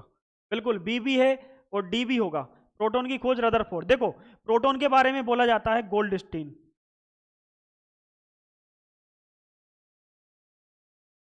कि प्रोटॉन की खोज गोल्डस्टीन ने की थी। कई बुकों में आपने पढ़ा भी होगा कि प्रोटॉन की खोज गोल्डस्टीन ने की थी, लेकिन ज्यादातर जो माना जाता है वो रदरफोर्ड को माना जाता है। हालांकि इन दोनों में आज तक कभी भी कंफ्यूजन क्लियर नहीं हुआ कि एक्चुअल में की किसने, लेकिन उसने बम्बार्डमेंट की थी अल्फा और बीटा पार्टिकल्स की, तब इसने नाभिक के अंदर पाया था कि एक ठोस चीज है रदरफोर्ड ने। तो इसलिए माना जाता है कि रदरफोर्ड ने की थी इसकी खोज, क्योंकि इसी ने बताया कि नाभिक के अंदर कोई ठोस चीज है। तो उसने तो न्यूट्रॉन तो बताया नहीं, न्यूट्रॉन चेडविक ने बताया, इसने बताया उसके अंदर प्रोटॉन है, इसलिए ज्यादातर रदरफोर्ड को माना जाता है। लेकिन कई जगह पे इसका आंसर गोल्डस्टीन भी लिखा रहता है। ऑप्शन के अकॉर्डिंग देख लेना, कोई दिक्कत नहीं होगी। चलिएगा, अगला क्वेश्चन है जिसका नाम है 38। जब अग्निशामक की नोब को दबाया जाता है, अग्निशामक का मतलब होता है CO2 सिलेंडर। क्या होता है? CO2, CO2 cylinder.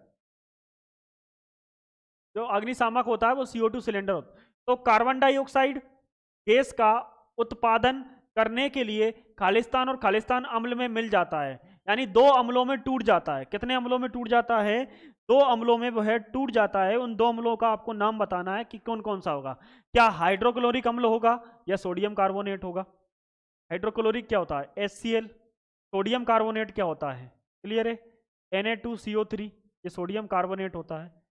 क्लियर है? हाइड्रोक्लोरिक अम्ल या sodium hydrogen carbonate, sodium hydrogen carbonate, ये होता है sodium hydrogen carbonate, Na2H, NaH, Na2H।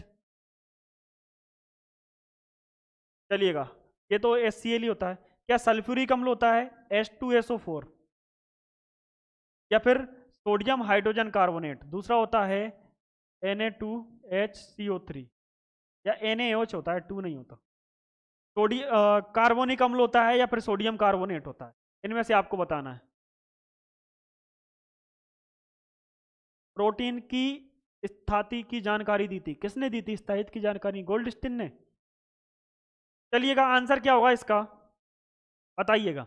तो जब अपन उसको क्या करते हैं, कार्बन डाइऑक्साइड उसमें से लीक होती है ना, यानी लीक नहीं, कार्बन डाइऑक्साइड उसमें से निकलती है, उत्पादन करने के लिए ये कितने अम्ल मिल जाते हैं इसको? 2 अम्ल मिल जाते हैं, सल्फ्यूरिक अम्ल मिलता है और सोडियम हाइड्रोजन कार्बोनेट मिलता है, यानी H2SO4 मिलता है और NaHCO3 मिलता है। क्या मिलता है?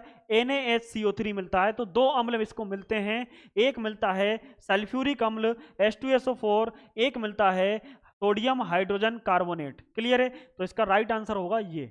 आइए 39, आइसक्रीम में एक स्टेबलाइजर, क्लियर, एक स्टेबलाइजर के रूप में प्रयोग किया जाता है। क्या किया जाता है? जेलेटिन, चीनी, दूध, स्ट्रॉबेरी। स्ट्रॉबेरी के नाम से तो लड़कियों के मुंह में पानी आ जाता है, स्ट्रॉबेरी। क्लियर है के नाम से? तो देखिएगा, बताइएगा इसका आंसर क्या होगा।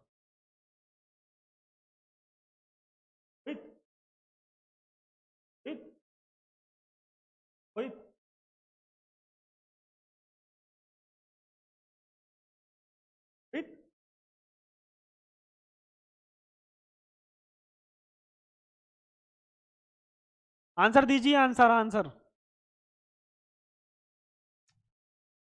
देखिए, जिलेटिन जो होता है, जिलेटिन जो होता है एक प्रकार का प्रोटीन होता है। जिलेटिन क्या होता है? एक प्रकार का प्रोटीन होता है और ये जानवरों की चमड़ी और हड्डी से प्राप्त किया जाता है, हड्डी से प्राप्त किया जाता है। यानी जो जानवर होते हैं, और इसमें खास करके जंगली सूअर, इसमें खास करके क्या आता है?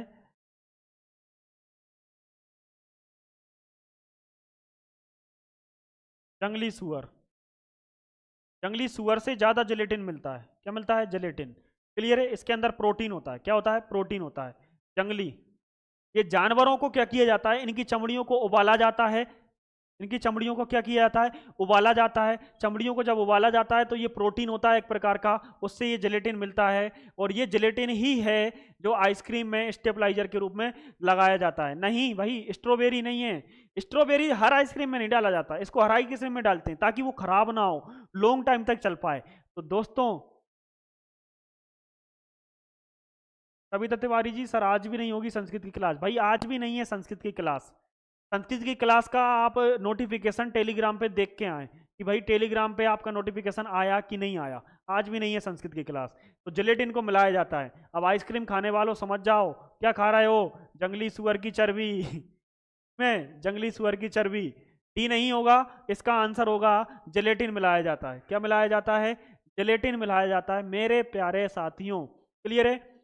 ऑक्सी एसिटिलीन, जो ऑक्सी एसिटिलीन फ्लेम होती है, फ्लेम यानी कटिंग के दौरान धातु जो होती है वो कट जाती है, तो वो किसकी वजह से होता है? धातु के वाष्प के कारण, क्लियर, धातु के जलने के कारण, या सामान्य सामान्य प्रक्रम के कारण, या फिर गहन ऑक्सीकरण के द्वारा। तो ये क्या होता है? इससे कुछ नहीं किया जाता, इससे आग निकलती है। यानी आग का मतलब है इससे फ्लेम निकलती है। क्या निकलती है दोस्तों? फ्लेम निकलती है, जो कि किसी भी धातु को क्या कर देती है? काट देती है। क्लियर है? या फिर वो बेल्ट भी कर सकती है। रज्जु हरवारी जी बोल रही है रिमूव कर देते हैं। अच्छा, रिमूव कर देते हो? वाह वाह वाह, क्या बात है भाई। जिले सत्यम कटरागर जी रिमूव कर देते हैं उसको। अच्छे डर, हाँ।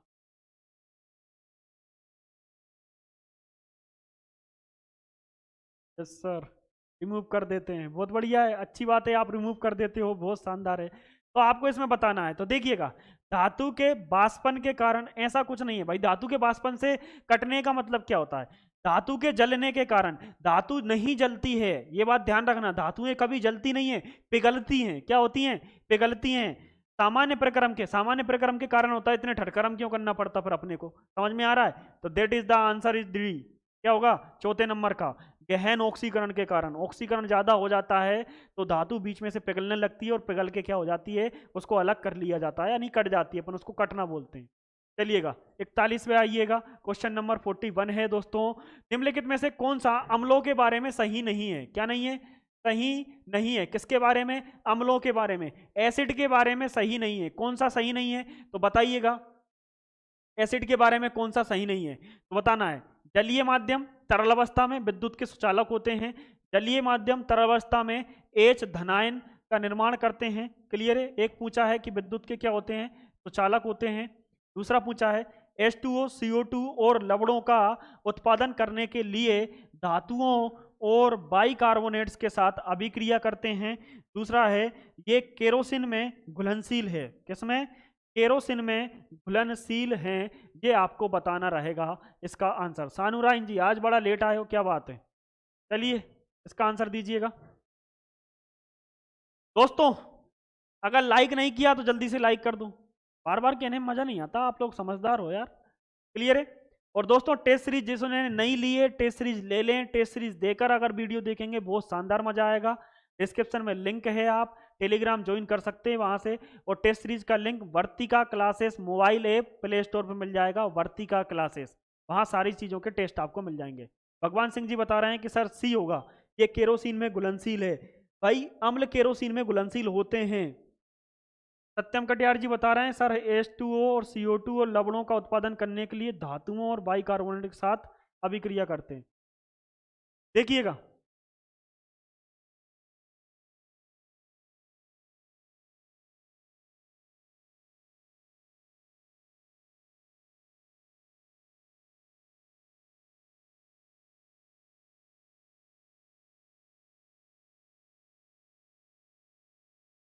अब बताइएगा मुझे, देखें ध्यान से।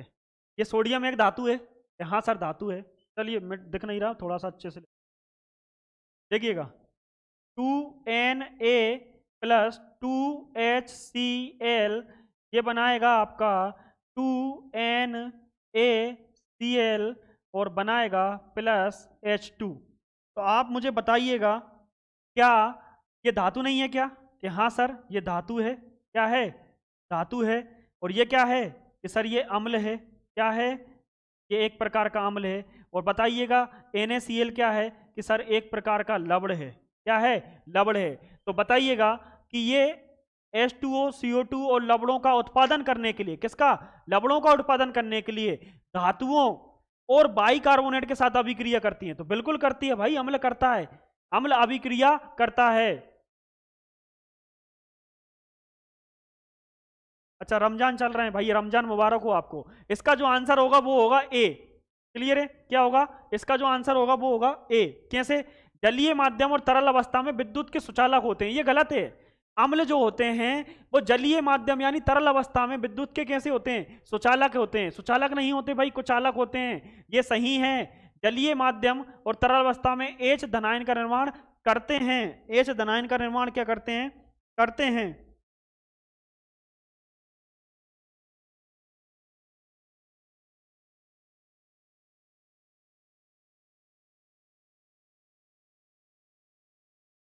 अरे यार ये भी केरोसिन में घुलनशील कैसे होते हैं? ये भी गलत है। बिल्कुल सही है, ये होगा आंसर।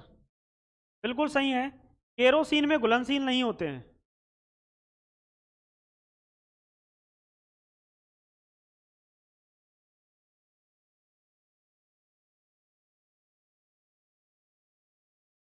ये केरोसिन में, अरे ये तो दो दो आंसर है यार। जलीय माध्यम तरलावस्था में सुचालक भी नहीं होते हैं। ये केरोसिन का आंसर कहां से आ गया?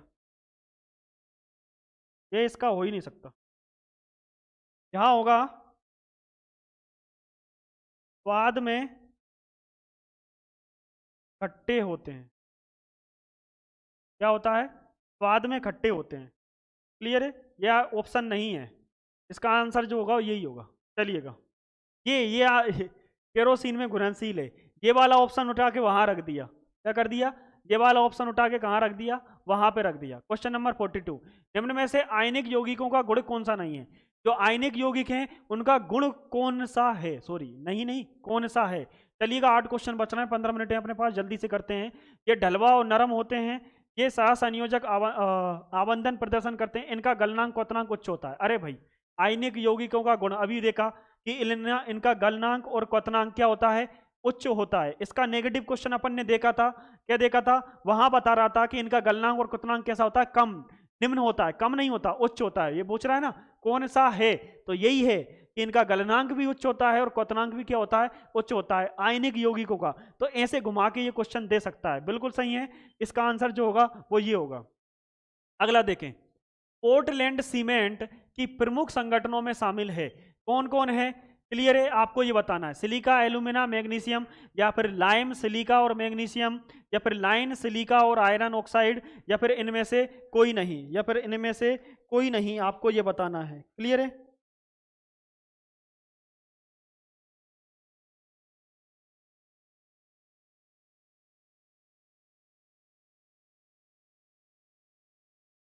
चलिएगा इसका आंसर दीजिएगा, जल्दी से दीजिएगा, इसका आंसर क्या होगा। क्लियर है, तो दोस्तों इसका देखो, इसमें क्या क्या होता है, इसमें होता है सिलिका, क्या होता है, सिलिका होता है, इसमें होता है एल्यूमिना, क्या होता है, इसके अंदर होता है एल्यूमिना, इसके अंदर होता है आयरन ऑक्साइड, क्या होता है Fe2O3 आयरन ऑक्साइड, इसके अंदर होता है जिप्सम, क्या होता है जिप्सम, और इसके अंदर होता है चूना, CaO। चूना जो होता है वो 66% होता है, कितना होता है 66%। के बाद ये होता है 21%, कितना होता है 21%, ये 3%, ये 4%, ये 3%, कुछ इस तरीके से रहता है। आप टोटल करके देखो 100% हो जाएगा। क्लियर है, सबसे ज्यादा जो पाया जाता है वो तो ऑप्शन में दिया ही नहीं, ये CaO, और फिर दूसरा होता है जिप्सम, क्या होता है जिप्सम, कहीं दिख रहा है क्या, इसमें जिप्सम दिख रहा है, CaO दिख रहा है, नहीं दिख रहा तो ये लगा दो, क्या जरूरत आ रही है, आगे पीछे पढ़ने की जरूरत क्या आ रही है, आंसर क्या होगा, ये वाला होगा। क्लियर है, कौन सा होगा आंसर, इनमें से कोई नहीं, क्योंकि इसमें कुल मिला के 5 तत्व पाए जाते हैं। अरे भाई लाइम सिलिका नहीं होगा, 5 तत्व पाए जाते हैं, silica, alumina, ferrous oxide, gypsum और कैल्शियम ऑक्साइड। कैल्शियम ऑक्साइड को बोलते हैं चूना, क्या बोलते हैं इसको, चूना, चूना लगाना किसी में। चलिएगा 44, सही विकल्प चुने, फलों को लंबे समय तक ठंडे भंडारण में संरक्षित रखा जाता है क्योंकि नमी की मात्रा को बढ़ा दिया जाता है, क्या कर दिया जाता है, नमी की मात्रा को बढ़ाना, ऑक्सीजन की अधिक मात्रा उपलब्ध कराना, फलों को अंधेरे स्थान में रखना, फलों की श्वसन दर कम करना। तो ठंडे जो रखे जाते हैं फलों को लंबे समय तक किस में रखे जाते हैं, ठंडे भंडारण में संरक्षित किया जाता है। तो ठंडे भंडारण में ऐसा क्या होता है कि फल वहां पे संरक्षित रहते हैं, क्या रहते हैं दोस्तों, फल वहां पे संरक्षित रहते हैं, ऐसा वहां पे क्या रहता है, आपको ये बताना रहेगा। क्लियर है, क्या बताना रहेगा कि वहां पे फलों को संरक्षित कैसे किया जाता है।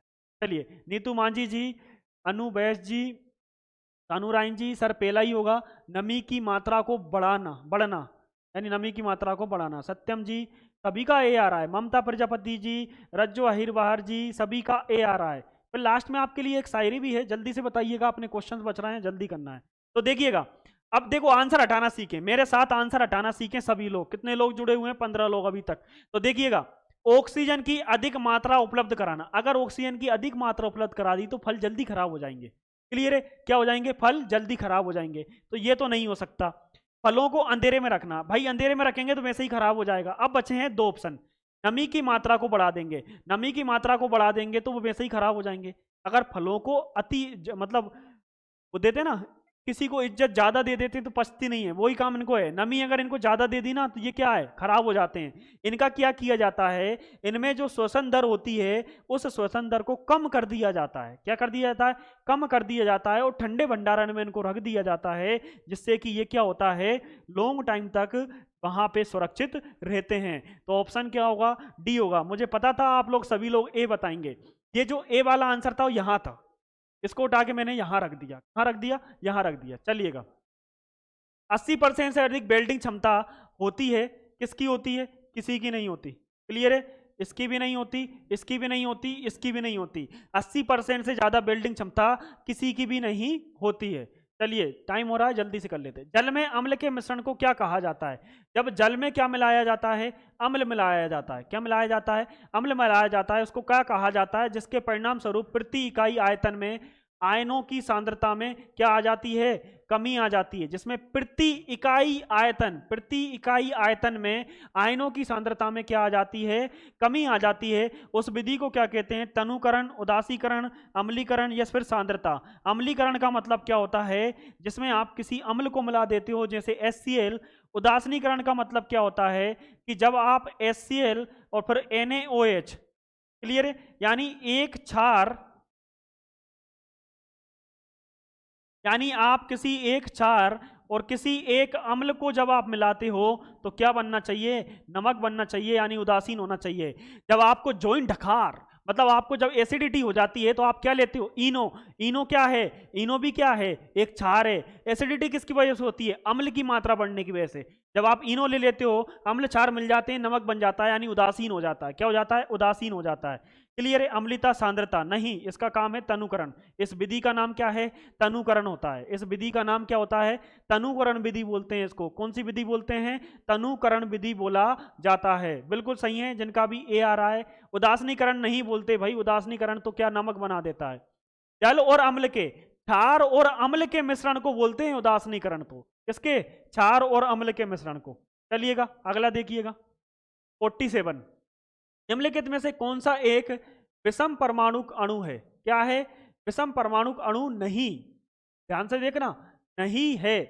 यानी विषम परमाणुक अणु कौन सा नहीं है? जो कि विषम परमाणुओं से मिलके क्या हुआ है? बना हुआ है। तो देखिएगा, ये तो अणु नहीं है, ये भी अणु नहीं है। ये क्या है? ये तो यौगिक है। क्या है? यौगिक है। ये भी क्या है? मीथेन है। तो क्या बोलते हो? मीथेन। यानी ये भी एक यौगिक है। ये क्या है? अमोनिया है। क्या है?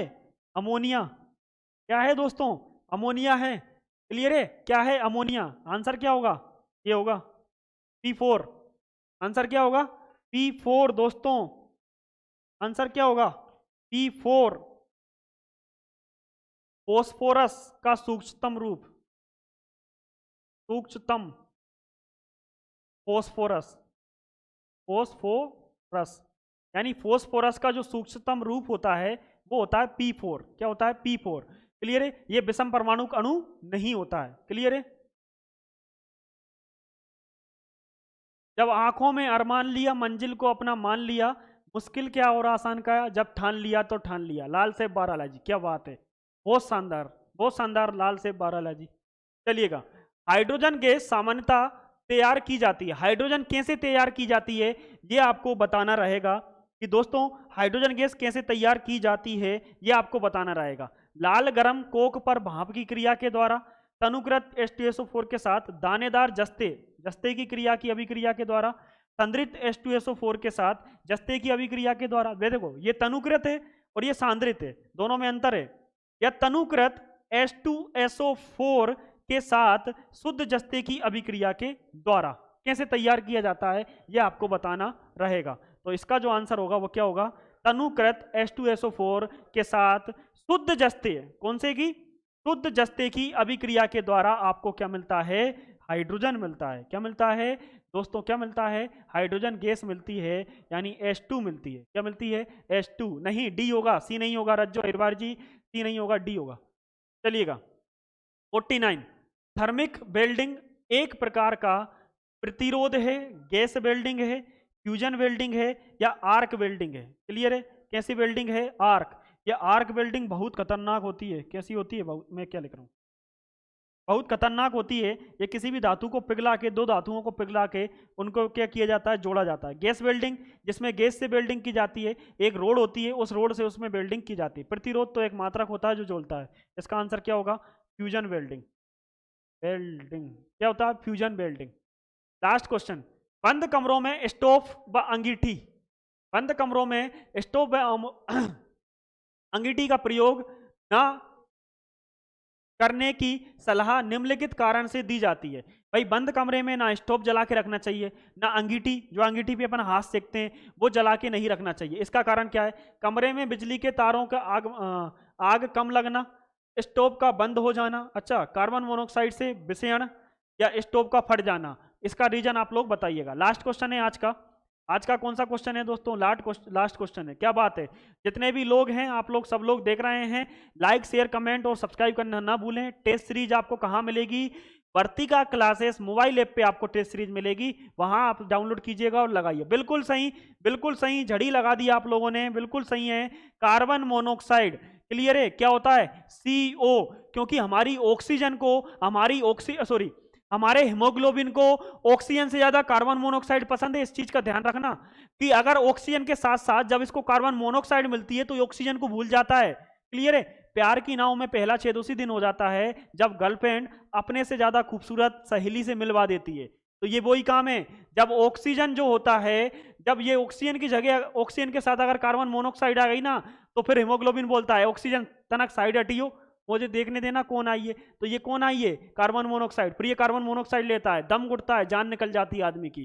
तो समझ जाना, कार्बन मोनोऑक्साइड बहुत खतरनाक होती है, गाड़ियों के धुएं में निकलती है, इसलिए अब गाड़ियों में धुआं ही नहीं निकलता, क्योंकि वो अब इंजन ऐसा कर दिया गया है, BS6 कर दिया। तो इसका आंसर क्या होगा? कार्बन मोनोऑक्साइड होगा। कर चुके हैं सर? क्या कर चुके हैं? अच्छा, कर चुके हैं सब्सक्राइबर, चलिएगा, बहुत बढ़िया। टेस्ट सीरीज चल रही है, 11 टेस्ट हैं, मात्र 51 रुपए में है, ज्यादा नहीं है। 11 टेस्ट मतलब 1100 क्वेश्चन, सॉल्यूशन जब देख लेते हो तो 4000 पहुंच जाएगा। क्या बात है, क्या बात है, क्या बात है। चलिएगा, कितने में? 51 रुपए में, मात्र 51 रुपए में 11 टेस्ट है दोस्तों। बहुत शानदार टेस्ट सीरीज चल रही है। कहाँ मिलेगा? वर्तिका क्लासेस मोबाइल ऐप पे मिलेगा। ये लोगो है, इंस्टॉल करना, मोबाइल नंबर डालना और आपका वहां पे OTP सबमिट हो जाएगा। पेरेंटल आईडी नहीं बनाना, स्टूडेंटल आईडी बनाना है। कौन सी आईडी बनाना है? स्टूडेंटल। चलिएगा, यहाँ टेस्ट सीरीज है, इसको आप देखिएगा, क्लियर। और क्लासेस का जो शेड्यूल है कुछ इस तरीके से है। पहले राकेश सर की चलती है 3 से 4, 4 से 6 मेरी चलती है, अब 6 से 8 संजीव सर की है जो कि समाज विज्ञान की है, और फिर हमारे हिंदी के एक्सपर्ट जो कि हमारी कोटा फैकल्टी है 8:30 से 10 तक, ये हमारी दिल्ली की फैकल्टी है, ये मैं हूँ, ये हमारे राकेश सर हैं संचालक जी। क्लियर है दोस्तों? बहुत बहुत धन्यवाद आपका, आप लोग रहे। लाइक कमेंट शेयर जरूर करके जाना। आप लोगों की जिम्मेदारी है कि इस टेस्ट सीरीज को आगे बढ़ाना। मैंने कल भी बोला था, स्क्रीनशॉट लेके अपने अपने स्टेटस पे लगाइए, उनको नीचे लिखिए, वर्तिका क्लासेस ऐप पे ये टेस्ट सीरीज आपको मिलेगी। क्लियर है? आपका सपोर्ट, आपका प्यार, आपका स्नेह और आपका धैर्य इसी तरीके से हमारे साथ बना रहे, ये मैं कामना करता हूं। और मिलते हैं कल 51 से लेके 100 क्वेश्चन की एक बहुत शानदार क्लास में। तब तक के लिए दोस्तों मैं आप लोगों से विदा चाहता हूं, और बहुत शानदार है कि आप लोग मेरे साथ अभी तक जुड़े रहे, इसके लिए मैं आभार व्यक्त करता हूं। चलिएगा, हाँ 50 का C होगा, बिल्कुल। चलिएगा, कमेंट करना ना भूलें, आप लोग कमेंट जरूर करिएगा कि आपको क्लास कैसी लगी, कैसी शानदार रही। आपका अगर कोई डाउट हो किसी भी चीज़ को लेके तो हमें बता दीजिएगा। आप अच्छे पढ़ाते हो सर जी। नीतू मांझी जी, भाई थैंक यू सो मच, ये आपका प्रेम है, आपका स्नेह है जो बोल रहा है। क्लियर है? हम बस मेहनत करना जानते हैं, अच्छा और बुरा तो फिर आप लोग डिसाइड करते हो। चलिए दोस्तों, खुश रहना, मस्त रहना, एक नंबर फर्स्ट क्लास रहना, मजे करना, एंजॉय करना, पढ़ाई भी करना। मिलते हैं कल। जय हिंद, नमस्कार, जय भारत।